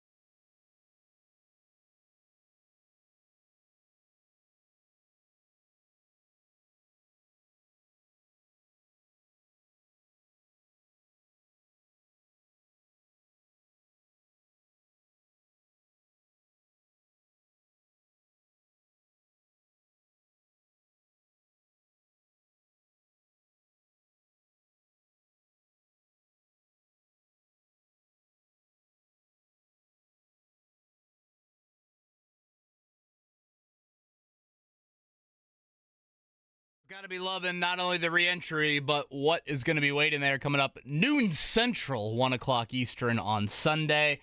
And that is quite the magnitude to this Week 8 matchup. I think we had a feeling when the schedule came out that these two games, Week 1 and then again Week 8, would have huge implications on the AFC South. And indeed, we are here in Week 8. To talk more about that, the voice of the Colts, Matt Taylor, joins us. Matt, good morning to you. Morning, fellas. You got me jacked up. I'm fired up. A little full moon fever right there. Corbin Lingenfelter knows what makes Matt Taylor happy on this Friday morning. Damn. All right. Tip of the cap, Corbin. Well done, sir. Have a great weekend. You got me fired up now. He is ready to go. Matt Taylor, it is a healthy injury report. We had Greg Rakestraw on a half hour ago. He called it a downright sexy injury report for the Colts. I didn't have that on the Friday bingo card, but he went there. But in all seriousness, I would say the Colts are in arguably their best bill of health all season long, and Houston has got some notable injuries. So I think there's plenty of reason for optimism for Sunday, frankly. No, I'm with you. I feel really good about it. And, you know, my gut hunches aren't 100% right all the time, but I feel like I have a pretty good track record, and I feel good about this game. I really do. And I think the injury report is a big reason why. A lot of full participation for the Colts, kind of a pristine injury report, especially when you compare it to recent weeks of the past for the Colts, where it's just been kind of downright ugly and kind of disturbing. And then you look at the injury report for the Texans, a lot of guys on defense banged up. Still, Azeez Al-Shire not going with the knee. You got Jimmy Ward, who didn't practice yesterday with his ongoing groin problem. Kamari Lassiter in the back end with his shoulder. Henry Toe didn't play, still in the concussion protocol. And then Nico Collins still on IR. That's probably the biggest break the Colts get in this game. That's just enormous. And to not have Collins, who has just completely torched the Colts in the last 3 meetings, he's turned himself into an absolute NFL superstar. To not have him out there is a really big break for the Colts. I know they still have Dell, they still have Diggs, but I like the Colts in terms of personnel and most importantly, availability going into this game. Yeah, before we get to Taylor's tidbits, Matt, listen, mate, I would agree with you. We're going to do our picks after we get done here with you about 8:45, and listen, I think I'm going to pick the Colts. I think there's some steam also nationally to pick Indy in this game. I've asked Greg Rakestraw this, and me and KB have talked about this. You know, Steichen's mantra has been the last week or so, you know, we're getting ready to play our best football, right? We still haven't played our best football. We're getting ready to do so. What would be the one or two things that need to happen for this team to finally play their best football? Well, you know, to steal a line from the great Larry Overton this week, you're going down to Texas. Everything's bigger and better in Texas. And everything about the passing game for the Colts has got to be bigger. It's got to be better, especially. How about that? That was a good little line there. Boy, nice work, Larry Overton. That's pretty good. No, 100%. And you compare that to last week against the Dolphins, and you compare it to week 1, the last time the Colts played the Texans. I mean, Anthony Richardson, he's got great big play propensity. He can push the ball down the field. The yards per attempt is just astronomical this year, but he hasn't played a game yet this year or finished a game yet this year of over 50% completion percentage. So everything's got to be better. You know, teams, Kevin, you know this, they're playing a lot of, you know, 2 deep safeties on the Colts, a lot of zone coverage underneath. And they're making Anthony Richardson fit the ball with his accuracy in some tight windows. And so it's got to be better. And quite frankly, too, you know, Josh Downs only had the 1 catch last week. That was a little bit of a head scratcher. Get him involved more in the slot. I just think some easier completions early in the game would really go a long way to help the running game. It'll help Anthony Richardson get into a flow.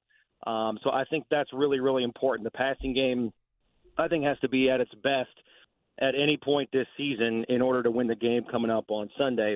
And then in the trench game on both sides of the ball has got to be better compared to what it was in week 1, obviously. You know, Joe Mixon goes crazy. They run for over 200 yards. And the Colts running game really was kind of held in check with Jonathan Taylor in that contest, only getting about 48 rushing yards. Everybody saw it going into the game that those numbers would be flipped. But you got to give credit to the Texans back then. They got on the edges on the Colts.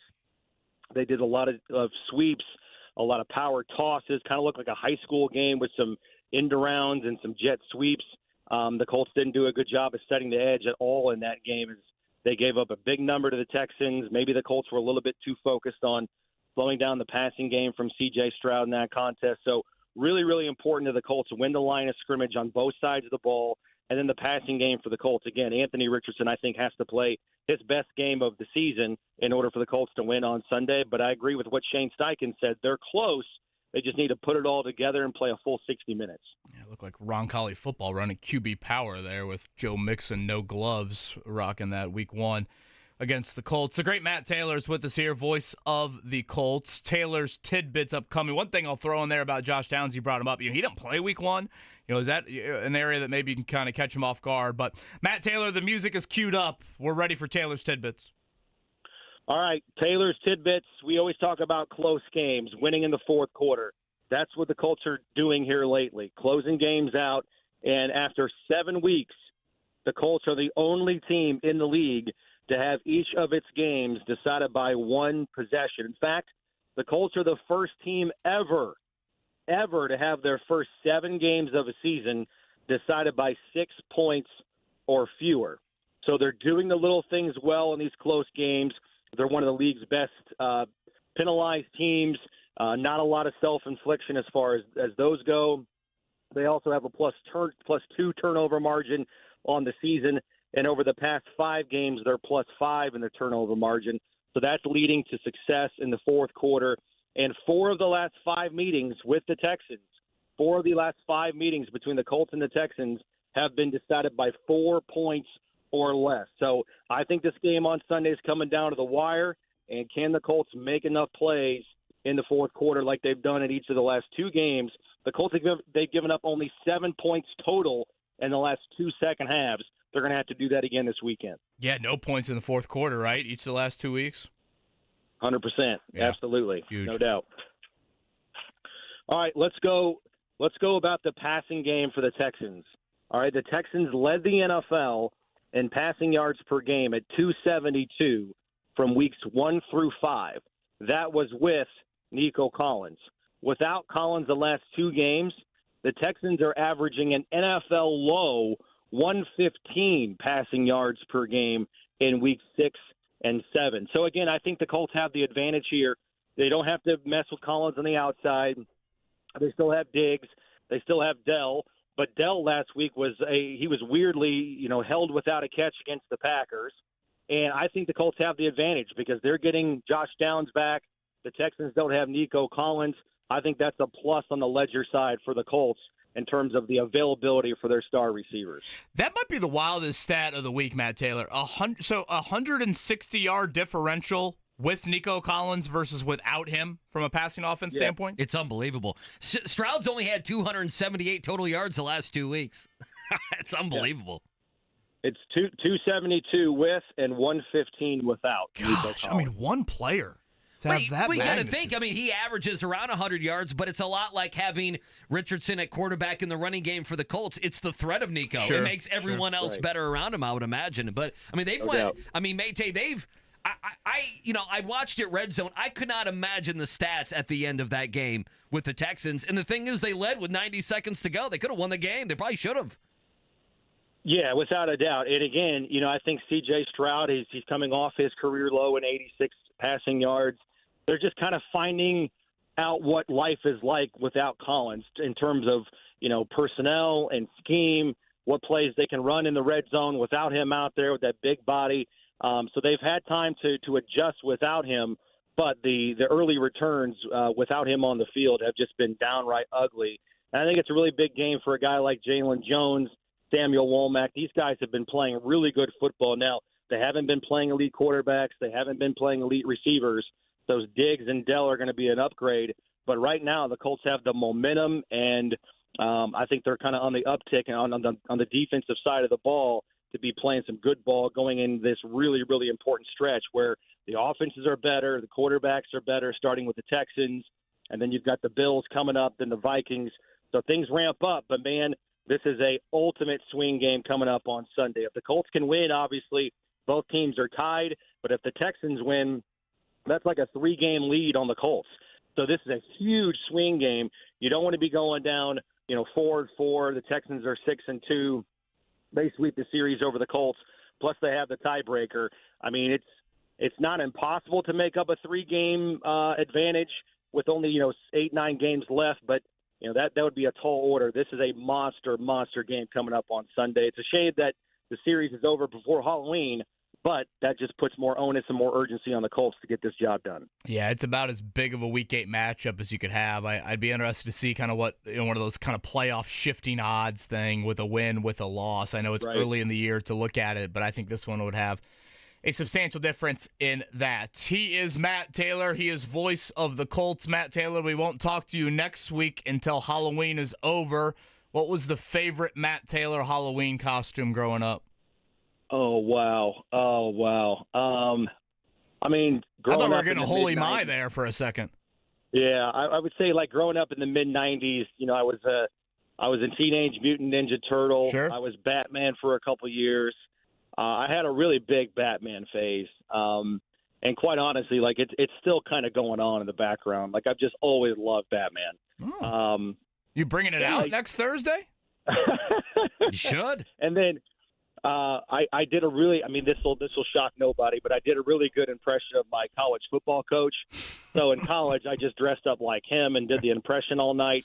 It wasn't great with the ladies at the party on campus, but the college football players really dug it, and so that scored me a lot of brownie points just hanging out with the dudes. So guys in the locker room greater than the Franklin Grizzly. Yeah. Bros before the others, right? Come on. Amen to that. Jim Carrey mask was a Kevin Bowen special back in the day. Yeah. Yeah. The yellow pants, the mask, the whole nine. Matt Taylor, safe travels, sir. Thank you for being flexible this morning. All right, my pleasure, guys. Have a good weekend. That is the one and only Matt Taylor. You have a favorite Halloween costume from back in the day? I remember we made a cardboard box, and I had my head popping up through the box, and we had my head on a platter. That was that was a homemade one that wasn't, a Batman or something like Superman or, something like that. So it's quite the graphic scene there. Hey, listen, that's good stuff. The streak, Mike Clay tweeted this out. He mentioned Josh Downs. Josh Downs has never reached 6 fantasy football points in a game in which Anthony Richardson played in full. Oh, boy. So that's just a stat to throw out there. Look at that. They got to get Josh Downs a ball, is one of my and pieces. I listened to D'Amico Ryans a couple times this week, and when he described Josh Downs, I don't think he gave Downs the amount of credit he should have. Oh, interesting. And I'm just a little curious, is that a reflection of their defensive scheme and how they, again, Downs didn't play week 1. Sure. He wasn't, super active against them last season. So I do think that is a potential area. But to your point, the Richardson numbers haven't been great with Downs. Yeah, and again, there's games where he didn't finish in which Downs got the ball, but, it does matter because you hope Anthony Richardson obviously plays all of the game on Sunday. All right, who wins and why? Our predictions on the other side. It's a Football Friday right here, 93.5, 107.5 The Fan.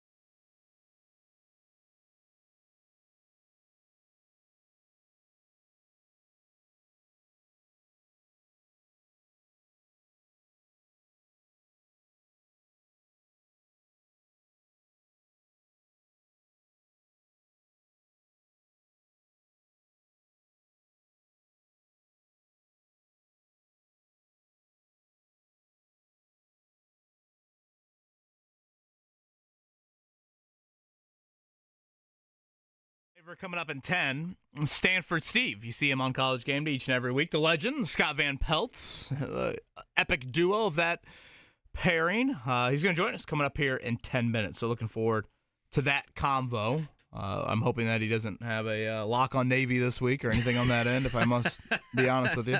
Well, you can always pivot against him. I forgot. I had to look up his real name.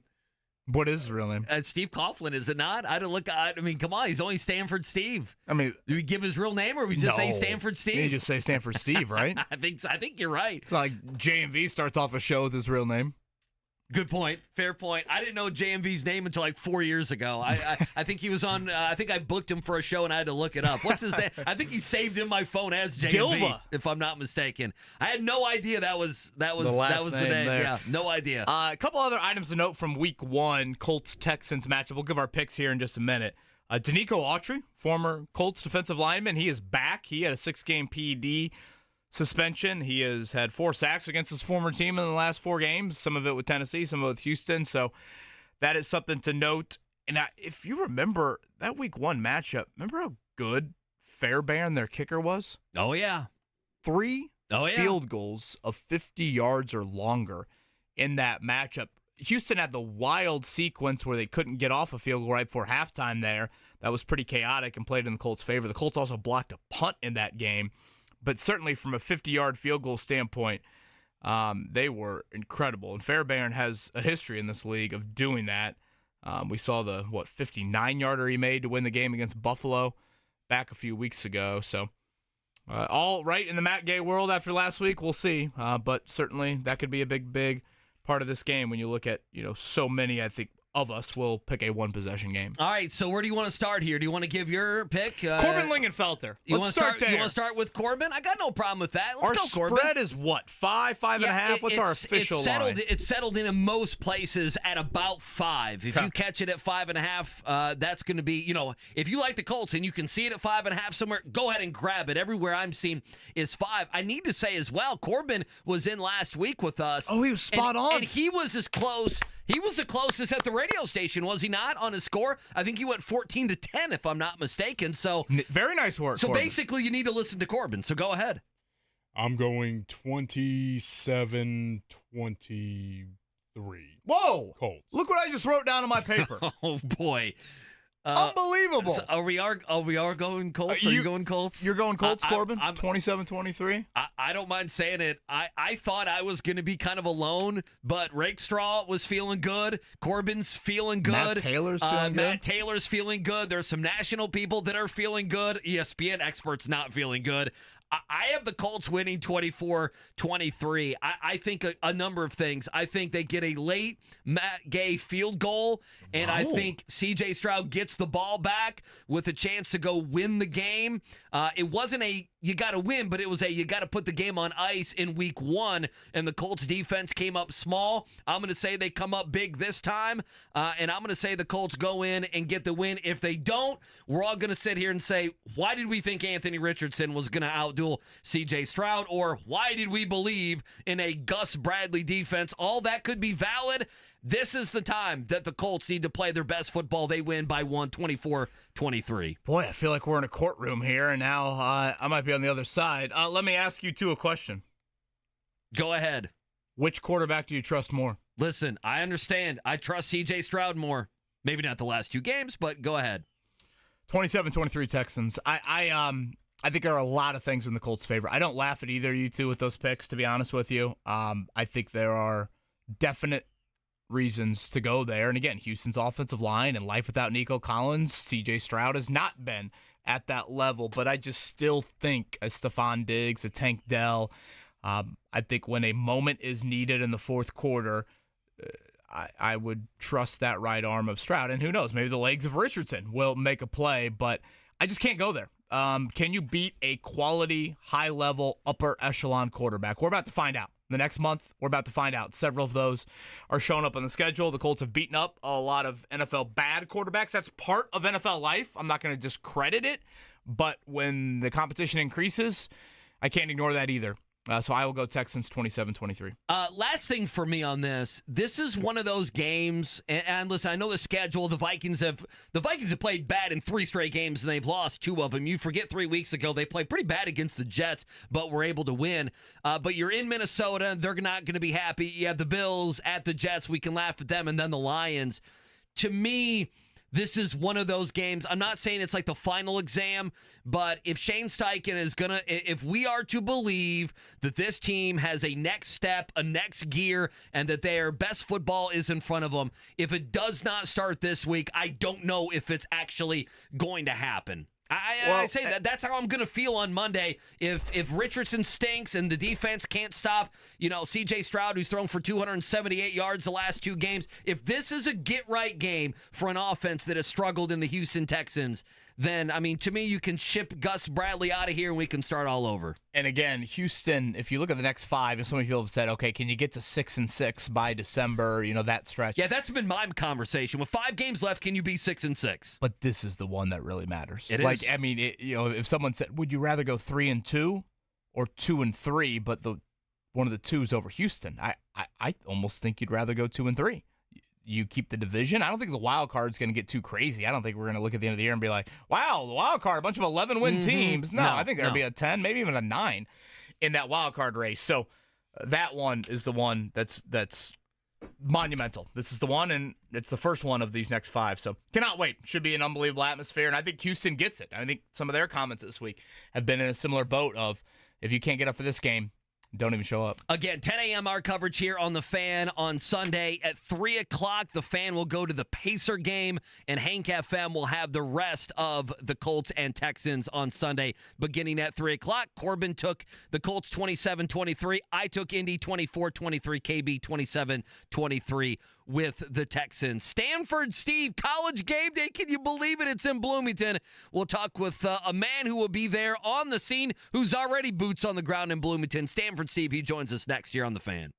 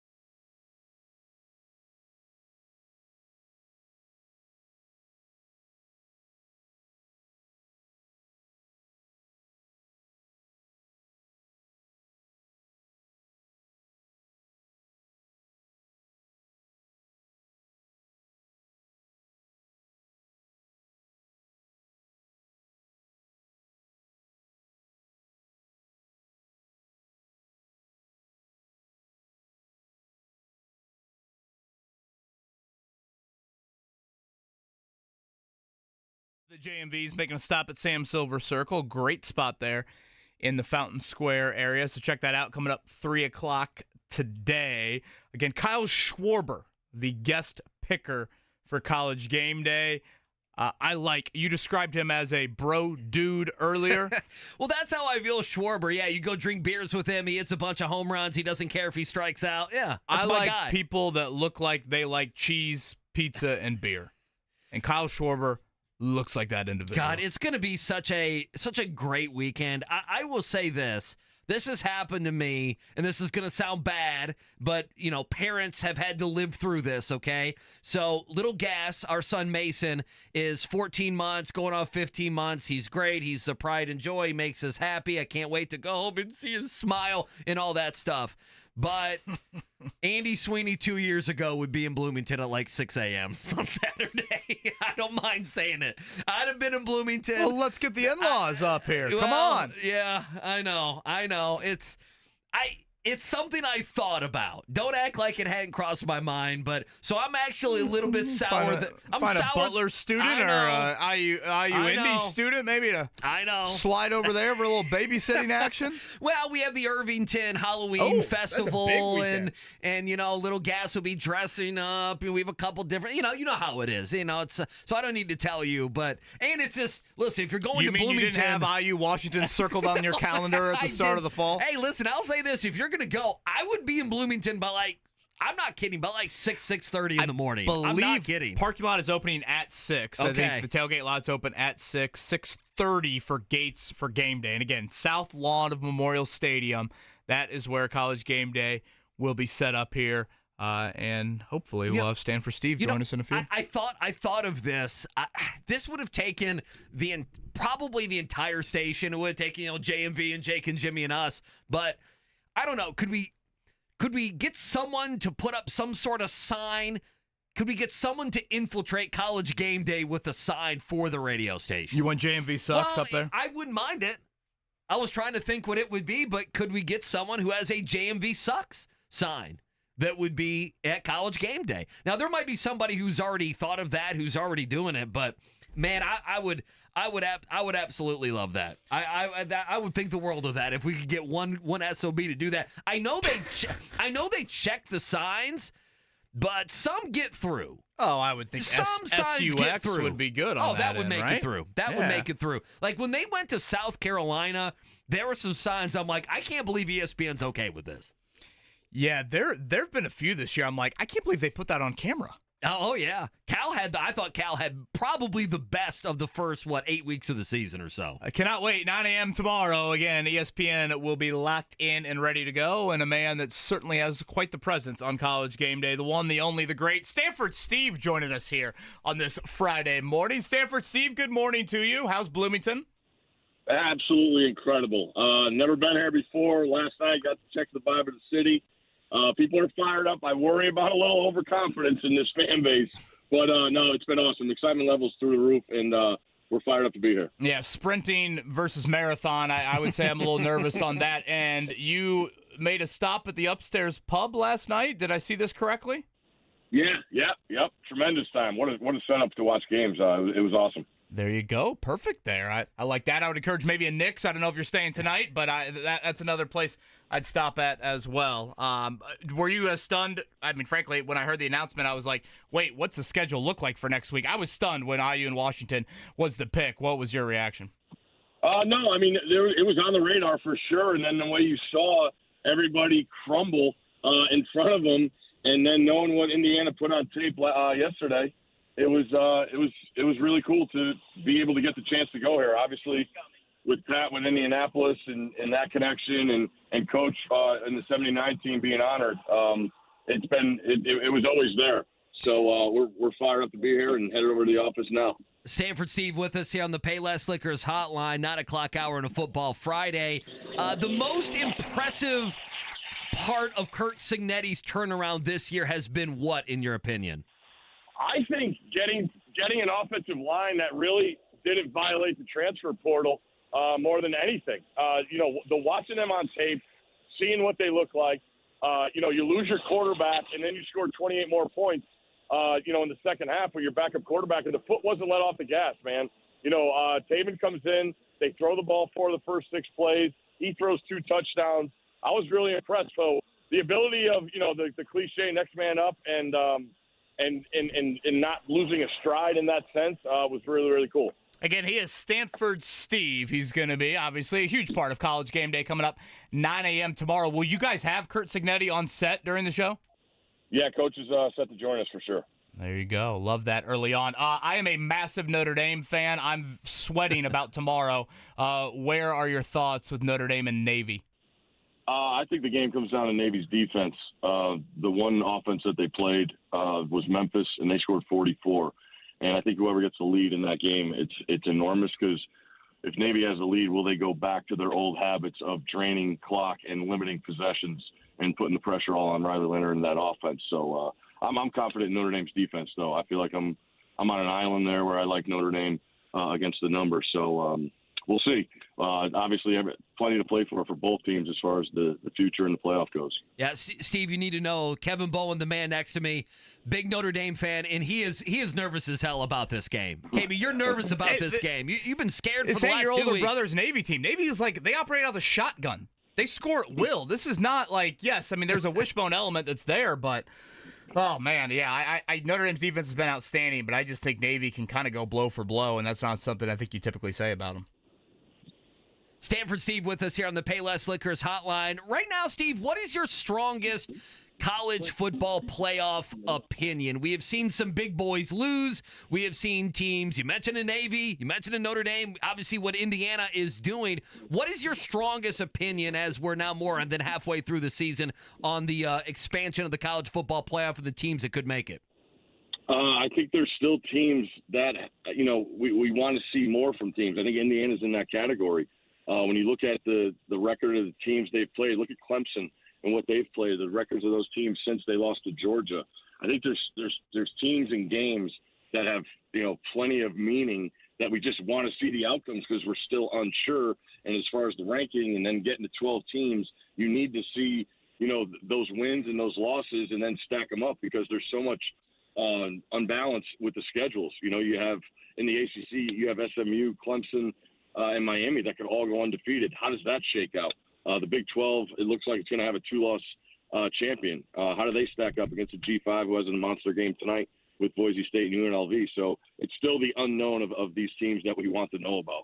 He is Stanford Steve. Of course, big part of College Game Day will be Kyle Schwarber as the guest picker, joining those guys coming up tomorrow, 9 a.m., the start time in Bloomington. Steve, what's on the docket today, Bloomington-wise? I assume it's a good amount of show prep, but, we're getting shots up inside of Assembly Hall. Anything on that end? What's the agenda look like? We're headed to our meeting now, and then, we'll be taping segments all day. We got College Football Live at 3:30 out at the set, and all different shows. I'll do 6 o'clock Sports Center here for that. Hopefully go get a swim in at the pool. And, I'd love to try and go get some shots up at Assembly Hall. That'd be awesome.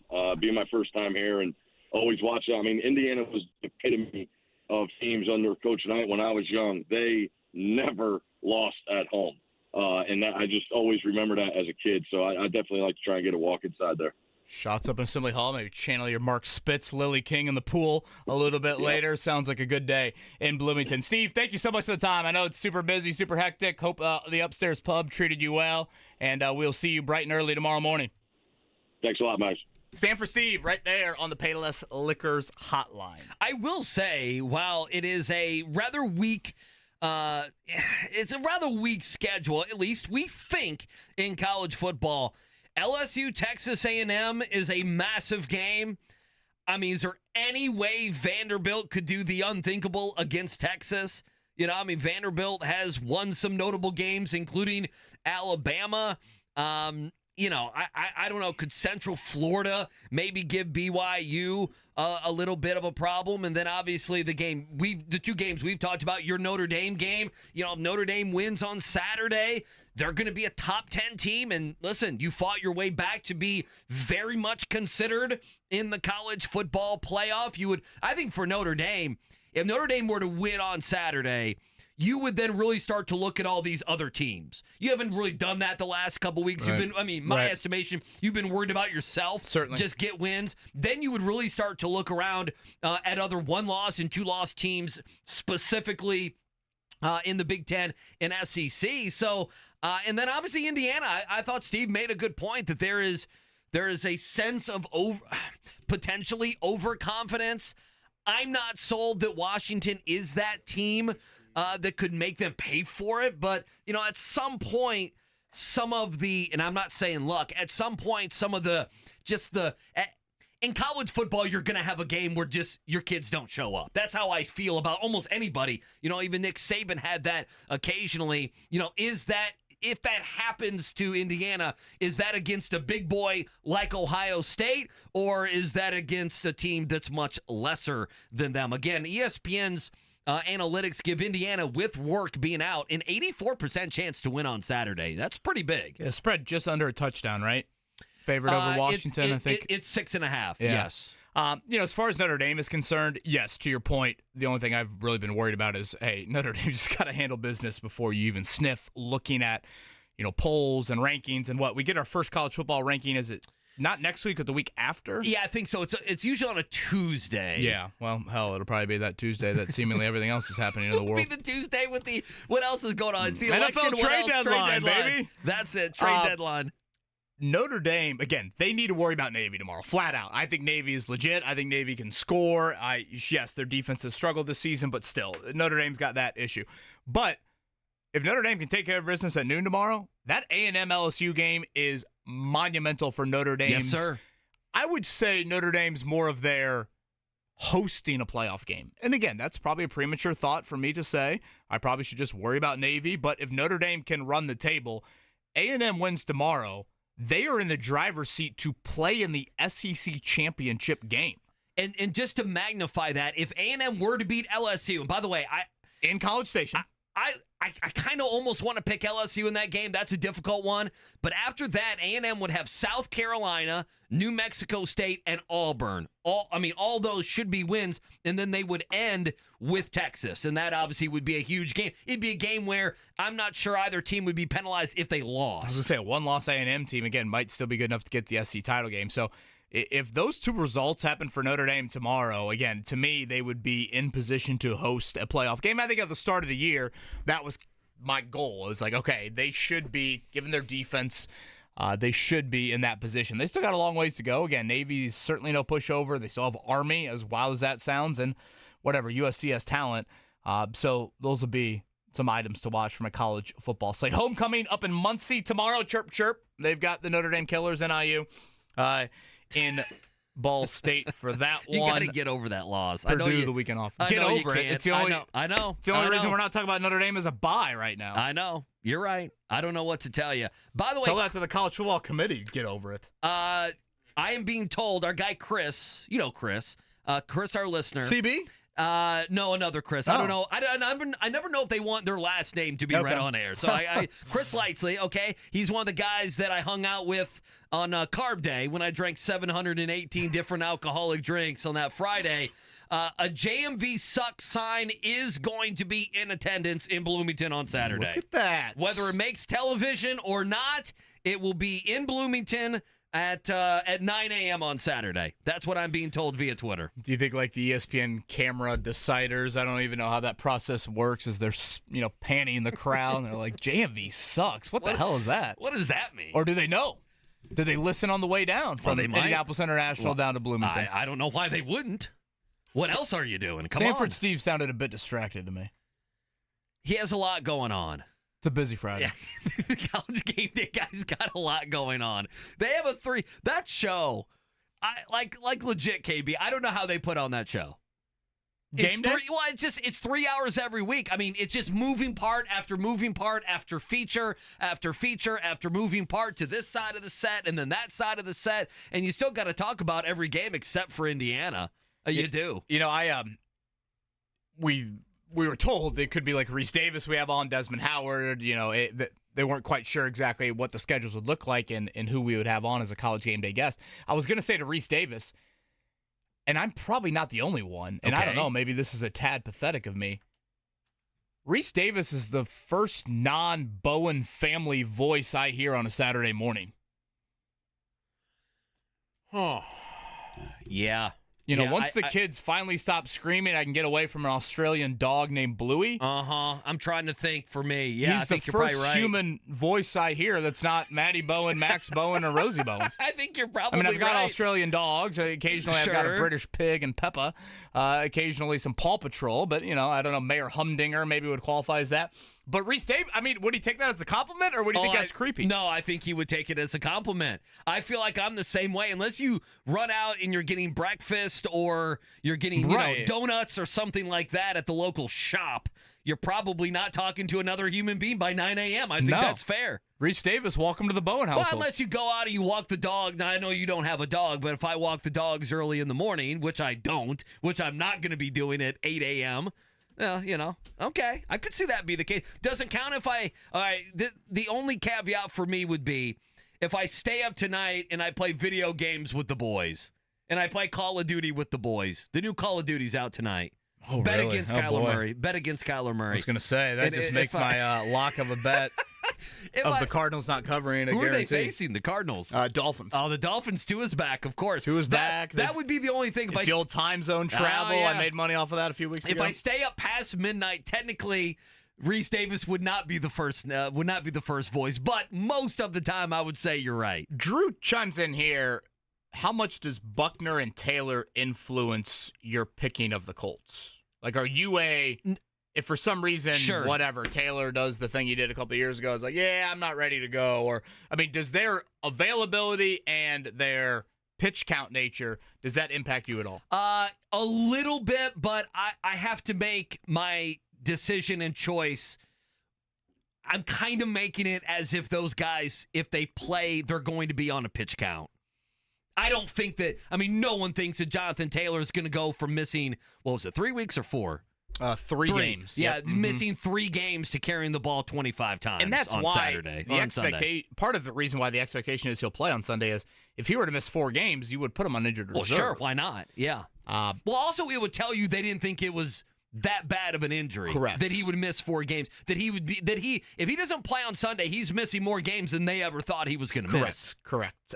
We still got our Freebie Friday pop quiz to get to. Jiffy Lube oil change coming your way for that. On the other side, we will do our easiest, hardest popcorn games of the NFL slate here in Week 8. Easiest game to pick, hardest game to pick.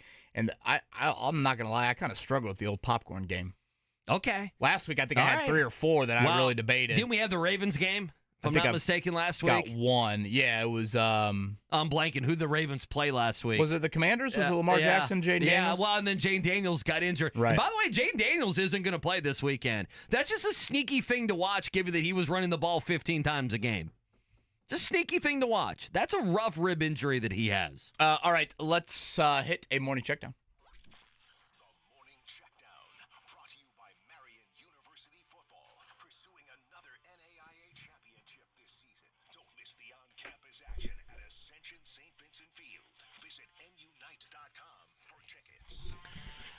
All right, it is Colts and Texans, our coverage here on The Fan beginning Sunday at 10 a.m. We'll get to that schedule here, what we're going to have on the radio here in just a second. But Colts at 4-3, they need to get the win. Like we said, the spread at about 5.5 right now. If you can find it at 5.5 and you like the Colts, go ahead and take it there. We mentioned Buckner. We mentioned Jonathan Taylor. Both met with the media yesterday. Here's DeForest Buckner getting back to the practice field and trying to play on Sunday. Started going a little stir crazy towards the end of my little stay, but I'm excited to be out there. What are the chances you get back on the field for the game this week, you think? Just taking it one day at a time, hoping for progress each and every day, but I'm being hopeful. So he's being hopeful. What about Jonathan Taylor? He was asked about his availability. Here's what JT had to say. The fact that I'm on the field now is way better. Even though it was limited work, some individual stuff yesterday, I just can't wait to go out there again today with a bit more work and see how it feels. But it felt great to finally be out there because the training room, it's a great place, but, that's not really where you want to be. So, again, yesterday's injury report, Greg Rakestraw described it earlier in the show as downright sexy. Weirdly, I think Rake might be right on that. If you look at it, the only guys that have yet to practice this week are Jalen Carlisle and Jannard Avery. Again, Taylor and Buckner were both full participants yesterday. Those audio clips, by the way, were before yesterday's practice, just to clarify with people. So, Andy, if I have this right, is that 10 of 11 offensive starters? It would be. Will Fries would be the only one not. Yep. And then defensively, 9 of 11, you'd go Juju Brents and Samson Ebukam. Yep, and both, and I'm not making it, I'm not trying to pad it, but I mean, both of those guys, you've been out with both of those guys all season. For sure. I mean, and for the Samuel majority Womack, of the season. of course, has played very well at corner there. So that is why Greg Rakestraw felt the need to go downright sexy on us. And I would say if we're in Houston right now, you would not use that phrase to describe their injury report. No Nico Collins, and their 2 starting linebackers are unlikely to play. They are expected to start 2 former undrafted free agents at linebacker. So that is certainly significant as you look ahead to Sunday. All right, tonight in the Big Apple, Madison Square Garden for the Pacers. ESPN for this one. 7:30 tip. Pacers are an underdog, 5.5 points to the Knicks, who got ran off the floor in Boston earlier this week. We'll see about the Tyrese Halliburton bounce-back game. Of course, last time he was in MSG, it was quite the individual performance in Game 7. Isaiah Jackson is questionable with a groin injury, and unfortunately, what we feared exiting Wednesday night came to fruition yesterday. James Wiseman, torn left Achilles on that end. So just absolutely brutal there for a player that I thought was in a spot to resurrect his career. And now I assume he's done for the season. Yeah, I actually thought the James Wiseman was going to play a nice amount for this team. Yeah, I thought he was going to challenge really Isaiah Jackson some nights to be the backup. I did. I thought we were going to have those conversations. Do we know ESPN-wise who's on the call of tonight's game? I'm just throwing that out there because I meant to look that up. Corbin, you mind looking that up? Yeah, I don't know if we're going Ryan Rucco. I don't know if we're going. I guess you could just Mark Jones. I mean, couldn't you Mike Breen it? Well, you could if it's in Madison Square Garden. Grady. I mean, is Michael Grady going to slide into that chair? Well, I know he should have texted him. You're right, but it's probably Breen, given that the Knicks connection would be my guess there. Week 8 of the NFL season kicking off last night. Rams 30-20 over the Vikings. Vikings now have lost 2 straight games, and I mean, I don't know if you're the Rams, do you have a chance here at 3-4? I think you do. In the NFC. I tend to think you do. I think this week in the NFL, besides Indy, the Rams now position themselves to where if they play good football, they could have a chance. And then a game that we're going to get to here after the break, I think if the Bengals win, the Bengals would be 4-4, and that would be an interesting storyline to see what they could do in the NFL. Quickly, Major League Baseball, Yankees-Dodgers World Series Game 1 tonight, 8 o'clock on Fox. Dodgers favored in the series. I think both of us are leaning Dodgers in 6 or 7. Whoa, hey now here. Am I seeing Michael Grady? Oh, is Grady on it? Not good for him. Whoa. Should have had him on the air. Gosh, we dropped the ball on that one. Is that what you're seeing, Corbin? Or are you still looking? We were so worried about College Game Day, we forgot about tonight's game. I figured it was Ryan Rucco, honestly. Well, this is on the Pacers website. Michael Grady, play-by-play. Doris Burke is the analyst, and Cassidy Hubbard. How about that? Well, MG doing a Pacers-Knicks game on ESPN. You want to talk about a freaking boyhood dream right there? That's pretty good, man. Let's go. Good for him. All right. Well, now I'm even more excited to watch that tonight. I don't know if you said any of this, so maybe I'm repeating myself. World Series starts tonight. Yeah, I got World Series high school tonight. football. Yeah, no, I did not touch on high school football tonight. High school football sectionals get underway, Class 1A through 4A. And yes, I would agree with you. I think the Rams actually do need to stay intact. And, I mean, again, the NFC, yes, the North is the North, but please trade Matthew Stafford. I'll take him. I mean, what about Cooper Kupp? Cooper Kupp had a touchdown By the last way, night. Hammer got humbled a little bit last night. Okay, yeah. Did he go 0 for? I need to check. What Aaron Jones finished with. Well, that's what I need to check. I think Kupp was a catch or two short. The over under missed. Just barely went over. Barely, and he missed on Aaron. I think he missed on Aaron. What? Did Aaron Jones had? What was the number? Do you remember? I thought it was 67. Yeah, Does that sound right, Corbin? He had 58 yards. He touched the ball 20 times. He averaged 3 yards a carry. Hey. He's made us a lot of money. I'm not hating on Hammer. We can afford one Thursday. He brings us a shot of something yummy every week. So next week we'll be having Everclear in here. Rob Kendall's pretty happy about that, though, isn't he? He's like, that's what I thought. Back down to earth, big boy. So, all right, there's your morning check down. Again, you missed Stanford Steve, any of our interviews, check it out. Podcast Center, 1075thefan.com. Let's take a break. Coming up on the other side, popcorn game, easiest to pick, toughest game to pick. We'll talk some NFL. We'll do it on the other side here. It's a Football Friday on the Fan.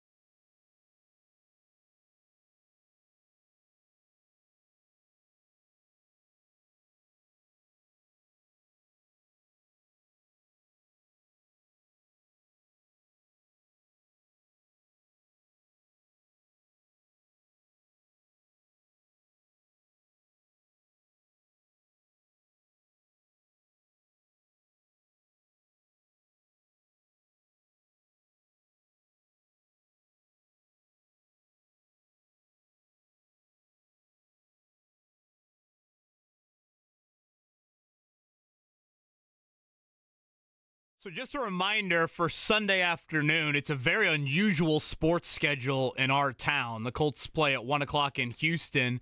The Pacers home opener is at 3:30. So about 3 o'clock, our stations will change a little bit here. The Colts game will continue on Hank FM, as it always is on Hank FM. But at 3 o'clock, the Fan, the home of the Pacers, will go to the Pacers pregame coverage there. So that'll be Pat Boyle and company for the home opener. So And Hank FM will have you covered all Colts game 97.1. But then on these airwaves, it will go to Pacers there as we try to juggle both of those games for a little bit. It's a lot going on Sunday, and then don't forget, coming up on Saturday, 11 a.m. Indiana football pregame begins there, and then we'll have game one coming up at 7:30 on the Fan on Saturday night. We'll have game one, Yankees and Dodgers again, or game two, excuse me.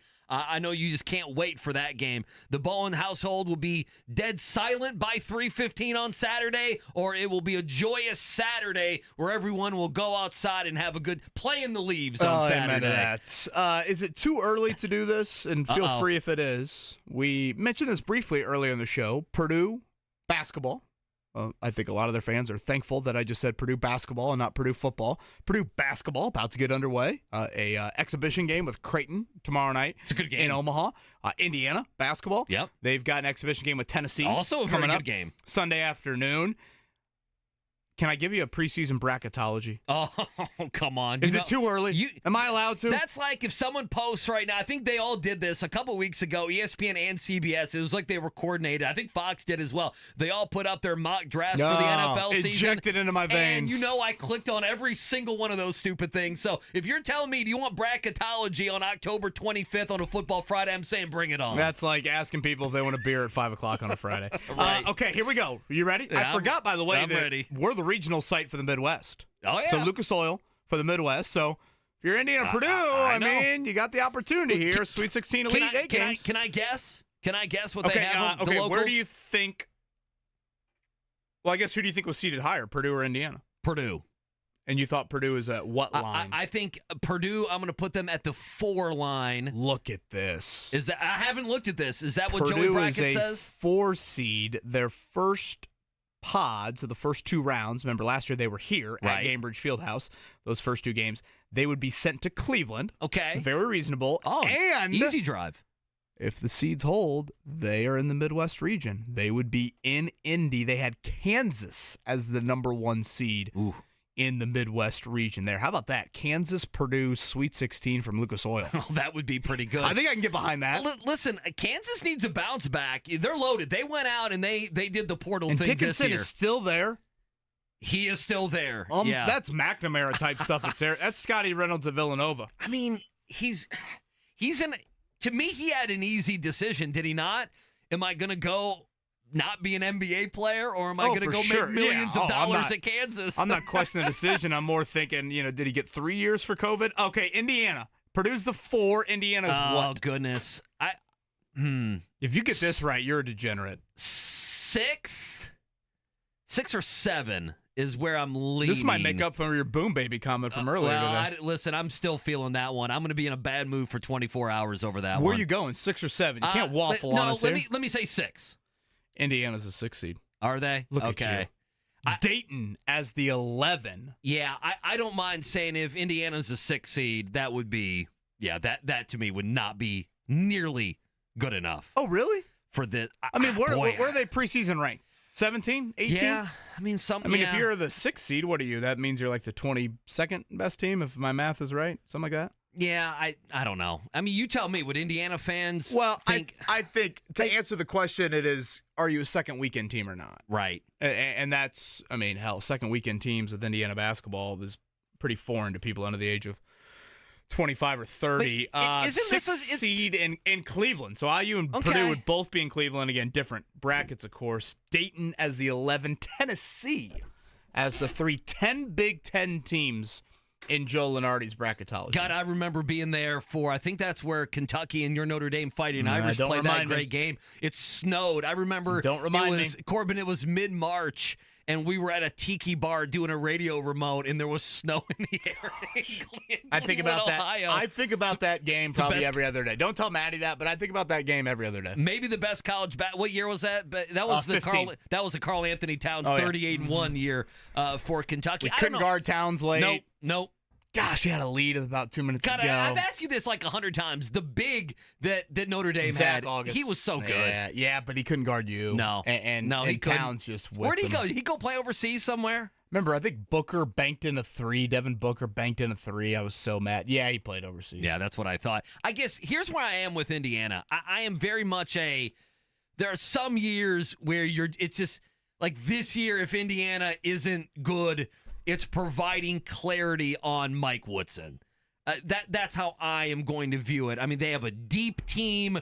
They have bigs, which, they have two dominant bigs, quite frankly. Well, which I'd start in the backcourt before I go anywhere. Yeah, and then their backcourt should be... Yeah, you're not hoping and praying with Xavier Johnson. Agreed. I mean, last year they were relying on Xavier Johnson's health, and then it got to the point where it's like, okay, he's not going to play. He's a little, off his rocker anyway. So it's Gabe Cupps and Trey Galloway, and I just thought Galloway especially... I mean, Cupps wasn't ready, and Galloway was just put out of position all the time. He was having to play shooting guard and point guard and play the best defense and still scoring, 15 plus a game. So I'm very bullish on Indiana needs to be better than Purdue this year, and Indiana needs to, be a second weekend team. If not, I kind of think what you got with Mike Woodson. And plus, we've talked about this with, Ryan Day at Ohio State and other football teams. Indiana has been very vocal on going out there and spending money in the NIL circle. So go spend the money. You spent the money. Let's see you go win some basketball games. All right, week 8 here in the NFL. Hardest game to pick, easiest game to pick, popcorn game, the must watch. My easiest game, I mentioned it earlier, the Cardinals traveling multiple time zones on a short week. Yeah. Dolphins with Call of Duty being out are covering 4.5. A 4.5, I'd love it more at 3.5, but still, I feel good about that. That's my easiest game. Yeah, my easiest game of the week. It's going to be the Panthers and Broncos. That's my hardest game. Is it? Okay, well that's awesome then. The spread's 10.5. I'm talking spread. 10.5 is a lot. Can Denver score that much? It's a great question. I think, Bryce Young statistically is the worst quarterback in the NFL. I know, but right? If you backdoor your way into 13 points, that's all. You like Denver scoring 24? I like Denver winning. I like Denver covering. I'm not sure Carolina scores in this game. I'm much more than not un point 3-6, something like that. So yeah, you could get a lot of money if you bet them to literally get shut out. Could I get? I guess here's my point. Could I get 23-6? Yeah, you probably could. That's what I'm looking at. Well, Can I get 23-6? That's a game that I label as the hardest game to pick. Sure, we'll go to it. I want no part of it. What do you got for your hardest game? Boy, I've been back and forth on these games quite a bit. Mine is probably I'm gonna rest with. I hate doing this. I'm gonna rest with probably Niners Cowboys. What's the line? It's 4.5. KB, I just don't know what to do here. Is the kicker still on jury duty? Well, the kicker's on jury duty. The Cowboys are coming off a bye. Does that matter at all? I don't know. San Francisco is so injured. Brock Purdy looks so bad the other night. I kind of feel like whoever loses this game is going to be looking at their season maybe being over, especially on the San Francisco side. And plus, if you get on Twitter like I do on Sunday night and Monday, you're probably going to get the best fights of the NFL weekend in the crowd with Cowboys-Niners. It's a great Jersey game. It's a great Jersey game. It's just a game that I'm just staying away from. San Francisco favored by 4.5. And I say that with I don't know who's going to win and I don't know who's going to cover. I have no idea. Popcorn game of the weekend. Again, I don't think it's a great slate. I honestly try to talk myself into Cowboys 49ers, to be honest with you. Sure. I thought about Bears Commanders if Jaden Daniels was playing, but it doesn't look, Caleb Williams, Jaden Daniels, I would like that. I'm going to go with one of the first games of the weekend. I'm going to go with Eagles Bengals. Yeah, that's mine. That's actually mine. Okay. Yeah. I think Cincinnati is back to having a pulse. Cincinnati hasn't won a home game this year. They're 0-3. If Cincinnati were to win this game, they'd be 4-4. First of all, that'd be bad for the Colts. So if you're the Colts, you're rooting for Steichen's old team. You're rooting absolutely for the Philadelphia Eagles. And then just the other side of it is you never know what you're going to get from Philly. You really don't. Philly could go out and they could look great, and they could be one of the stories of the weekend, and Joe Burrow and company could be 3-5, and they're kind of done in the ACC, in the AFC. Or the flip side, is you could have the Eagles, you could have Joe Burrow and company look really good. You could have Jalen Hurts look like a buffoon, turn the ball over, Nick Sirianni starts yelling at fans, and they want to fire him. So you could convince me either way here that the Bengals win, that the Eagles win. To me, I'm going to lay back. I'm going to watch this game. I'm not betting this game at all. Again, not a great slate. I mean, when Monday really Night not. Football is Steelers against your Giants. What an it's just ugly like- game. Just And you know what's really ugly? go ahead. The over-under of that game is 36.5. I mean, that is so low for an over-under, and yet the Steelers are favored by 6. Well, the Giants had the worst offense in the NFL. I'm just here's my biggest problem. They are a bad football team, and they can't hide at 1 o'clock. I want them to hide at 1 o'clock. I don't want them to play national TV, and so Mark Dykton can You come want in them here to on have the Monday and make MAC fun of me. football schedule upcoming here? You want them to play on a Tuesday? I mean, just play on I just don't want anyone to watch them. I just, because then my texts are flooded. Daniel Jones has stunk for 6 years. 6 years. He's the exact opposite of what you want to have happen with Anthony Richardson. You want the Will Levis. Either he's good, you want clarity. or the Jane Daniels, he's bad. Daniel Jones is going to have ruined 3 or 4 coaching staffs by the time he's done in New York.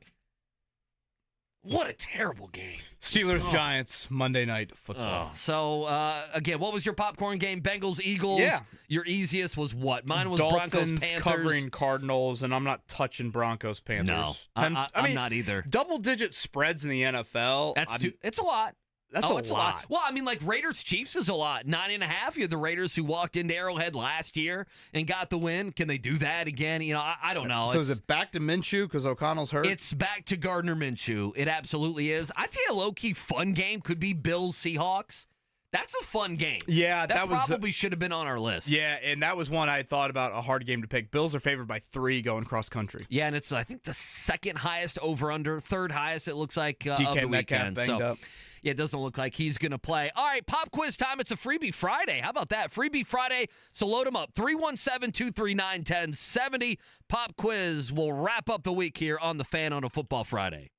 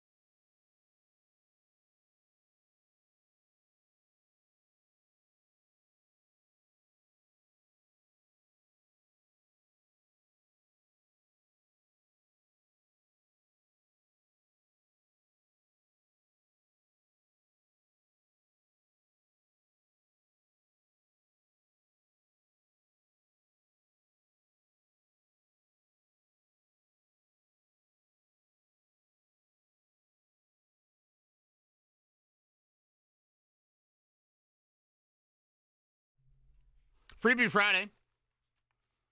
Here on the pop quiz. Some iconic names, Scotty, here on the answer list for today. Didn't we already do number 3? At some point? Last week we had another Chirp related question. Yeah, it wasn't this one. It was a different one. Homecoming in Muncie sounds dangerous. That sounds like a Sunday of horizontal on the couch. Is everyone home? I mean, a lot of homecomings this week, right? All over the country. Indiana was last week, Indiana right? was it was last week because remember hotel rooms were through the roof. Yeah, remember people are paying $200 for a parking pass. I think remember that? Some people, they did the Fox kickoff. Barstool was there. They were staying in Bedford. Try and get somewhat close. You're probably right. To Bloomington on that end. All right, it is a Freebie Friday. Jiffy Lube oil change coming your way. Andy Sweeney, give us a number 1 through 8. Yeah, let's go with caller number 3 today, Corbin. How does that sound? Caller number 3. We have Drew. Hey, Drew. Hey, how's it going? Drew, it is going great. How are you on this Friday? Not too bad. Just getting ready for a trunk or treat later.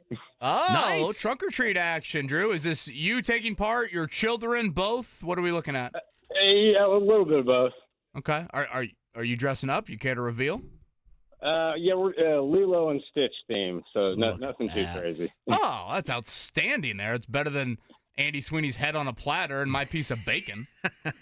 Yeah, the head on the platter, I want to say, I know we lived in southern Indiana. We lived in Jeffersonville. I want to say it was when I was like right around 11 or 12 years old. Blair Witch Project. Yeah, it was very scary. I do feel like the trunk or treats have taken away from some of the steam of the actual Halloween night. Am I wrong? Would you guys agree or disagree with that? That's a hot take. Drew, I'll let you comment.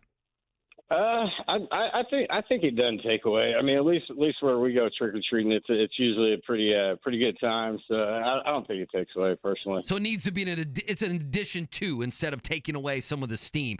Plus, you can always go with 2 different costumes, right? Go with a costume this weekend and go with a costume next week. For sure. Or you get 2 uses out of 1 costume. What is the what's the one candy you want to see end up in the kids' bags? I like the Skittles and the Starburst. Ooh, yeah, Starburst Starburst. I can forget about Starburst at times, and that's shame on me. I'm a big Starburst guy. Yeah, Skittles, I don't know, but Starburst, that's gonna. Your teeth can't handle that. Yeah, I'll take that one. Mine's easy. It's a Reese's. Well, sure. Yeah, I mean, 1,000%. Yeah, that's the 5-star. It's as reliable as the Kansas City Chiefs. Without question. All right, Drew, congrats on that. Andy Sweeney, go ahead to number 1. All right, this is doable. You can get a good feel better about yourself, even though it's a Freebie Friday. Question number 1. The World Series underway tonight in L.A. Dodgers hosting the Yankees. This will be the 120th World Series. Which league has won the most World Series championships? NL or AL? I'll go NL. Drew, you sure? Yeah, maybe AL. We'll go AL. Drew, the Yankees and the Dodgers, they're going to meet in the World Series for the 12th time. That's the most in MLB history. What series is second on that list? Yankees Cardinals, Yankees Giants, Athletics Giants, or Cubs Tigers? I'll go Yankees Giants. All right, question number 3. We were just talking about a Ball State hosts Northern Illinois tomorrow. Chirp. There you go, in another college football trophy game. What does the winner of the Cardinals and Huskies matchup receive? Is it the Silver Sow? Is that how you say it? Sow? The Silver Sow? I apologize. I'm off today. Sounded good to me. It's been a bad day. The Copper Mantra from earlier. Yeah, the Bronze Stalk or the Golden Sombrero? I'm going to go Golden Sombrero. When I think of Ball State in Northern Illinois, I think of a Wednesday night at Chi-Chi's restaurant. All right, number 4 here, Drew. Man, Chi-Chi's was so good. Outstanding. College game day in Bloomington coming up tomorrow, of course. IU Washington. The Hoosiers lead the all-time series 2-1. Who was the Hoosiers head coach of the last time, I should say, that they beat the Huskies? Was it Lee Corso, Sam Weish, Bill Mallory, or Jerry DiNardo? I'll go Lee Caruso. Alex Caruso, Lee Corso, it's all the same, right? Oh yeah. That's what he said. Listen, I am in no spot to correct anybody else today. So you could say, Drew, whatever the hell you want to say. I'm just going to sit here quiet. The weekend is almost here, right? I mean, we are at 9. What is it? 53. Question number 5. On this day in 1978, this future Hall of Fame pitcher became the first in Major League Baseball history to win the Cy Young Award in both the American and National Leagues. Was it Jim Bunning, Raleigh Fingers, Ferguson Jenkins, Gaylord Perry? I'll go Ferguson Jenkins. Well, that's like dropping your bucket of Halloween candy. You're not going to get that one. Appreciate it, Drew. Stay on hold. What did he get? He got number 1 eventually, right? Yeah, I mean, we held his hand. I was going to say. I mean, the NL has dominated the NL for the most part. I mean, the guess of the Golden Sombrero, Scotty, is that an actual trophy? No, that's when you strike out 4 times. Okay, I thought that's when you struck out 4 times. I thought so. You know, the thing with the baseball games I've been introduced to here lately, one of my brother-in-law's friends accomplished this feat just a mere few weeks ago. Have you heard of the 999 challenge? Oh, yeah. I know someone who's done the 999 Could you do challenge. There's no chance in hell I could do it. No, again, what's that? 9 beers, 9 hot dogs, and 9 innings? Is that the one your buddy did? Yeah, I mean, that's a Mount Rushmore feat.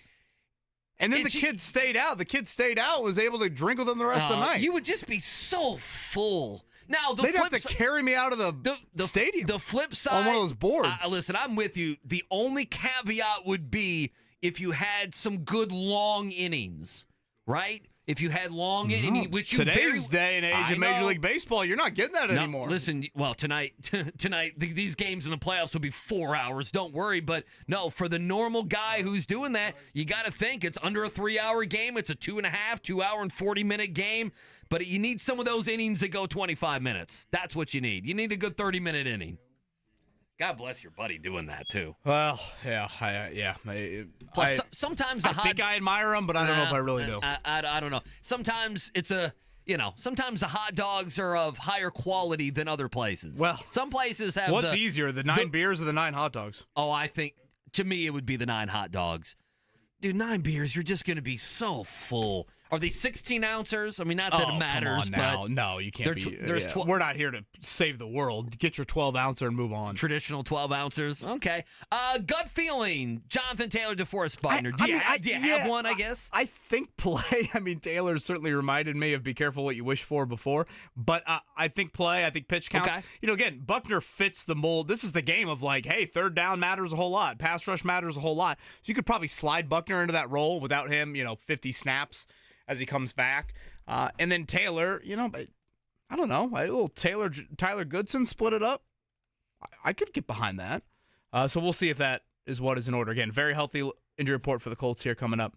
Enjoy the Irvington Halloween Fest. Thank you. Yeah, we're going to be up there. Should be relatively nice weather. Last year at this time, Mason just came home from the NICU. He was a few weeks out, so we didn't stay too long. It wasn't too much of a party atmosphere for us. So this time around should be a little bit better. We will be Pumpkin Town in and up on the old train at Allisonville Nursery with the great Pat Sullivan, the man that is just literally is the greatest showman.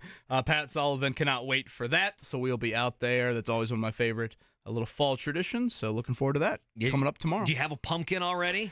I mean, you're about done with pumpkin time, is it? Well, I'm sure we'll decorate there. Max has actually loved the pumpkin he got a few weeks ago at school. The squirrel has eaten it all on the front porch. That's what always happens to me. But he likes it. I'm a little nervous that he likes that. Check out the Podcast Center, 1075thefan.com. Have a good weekend.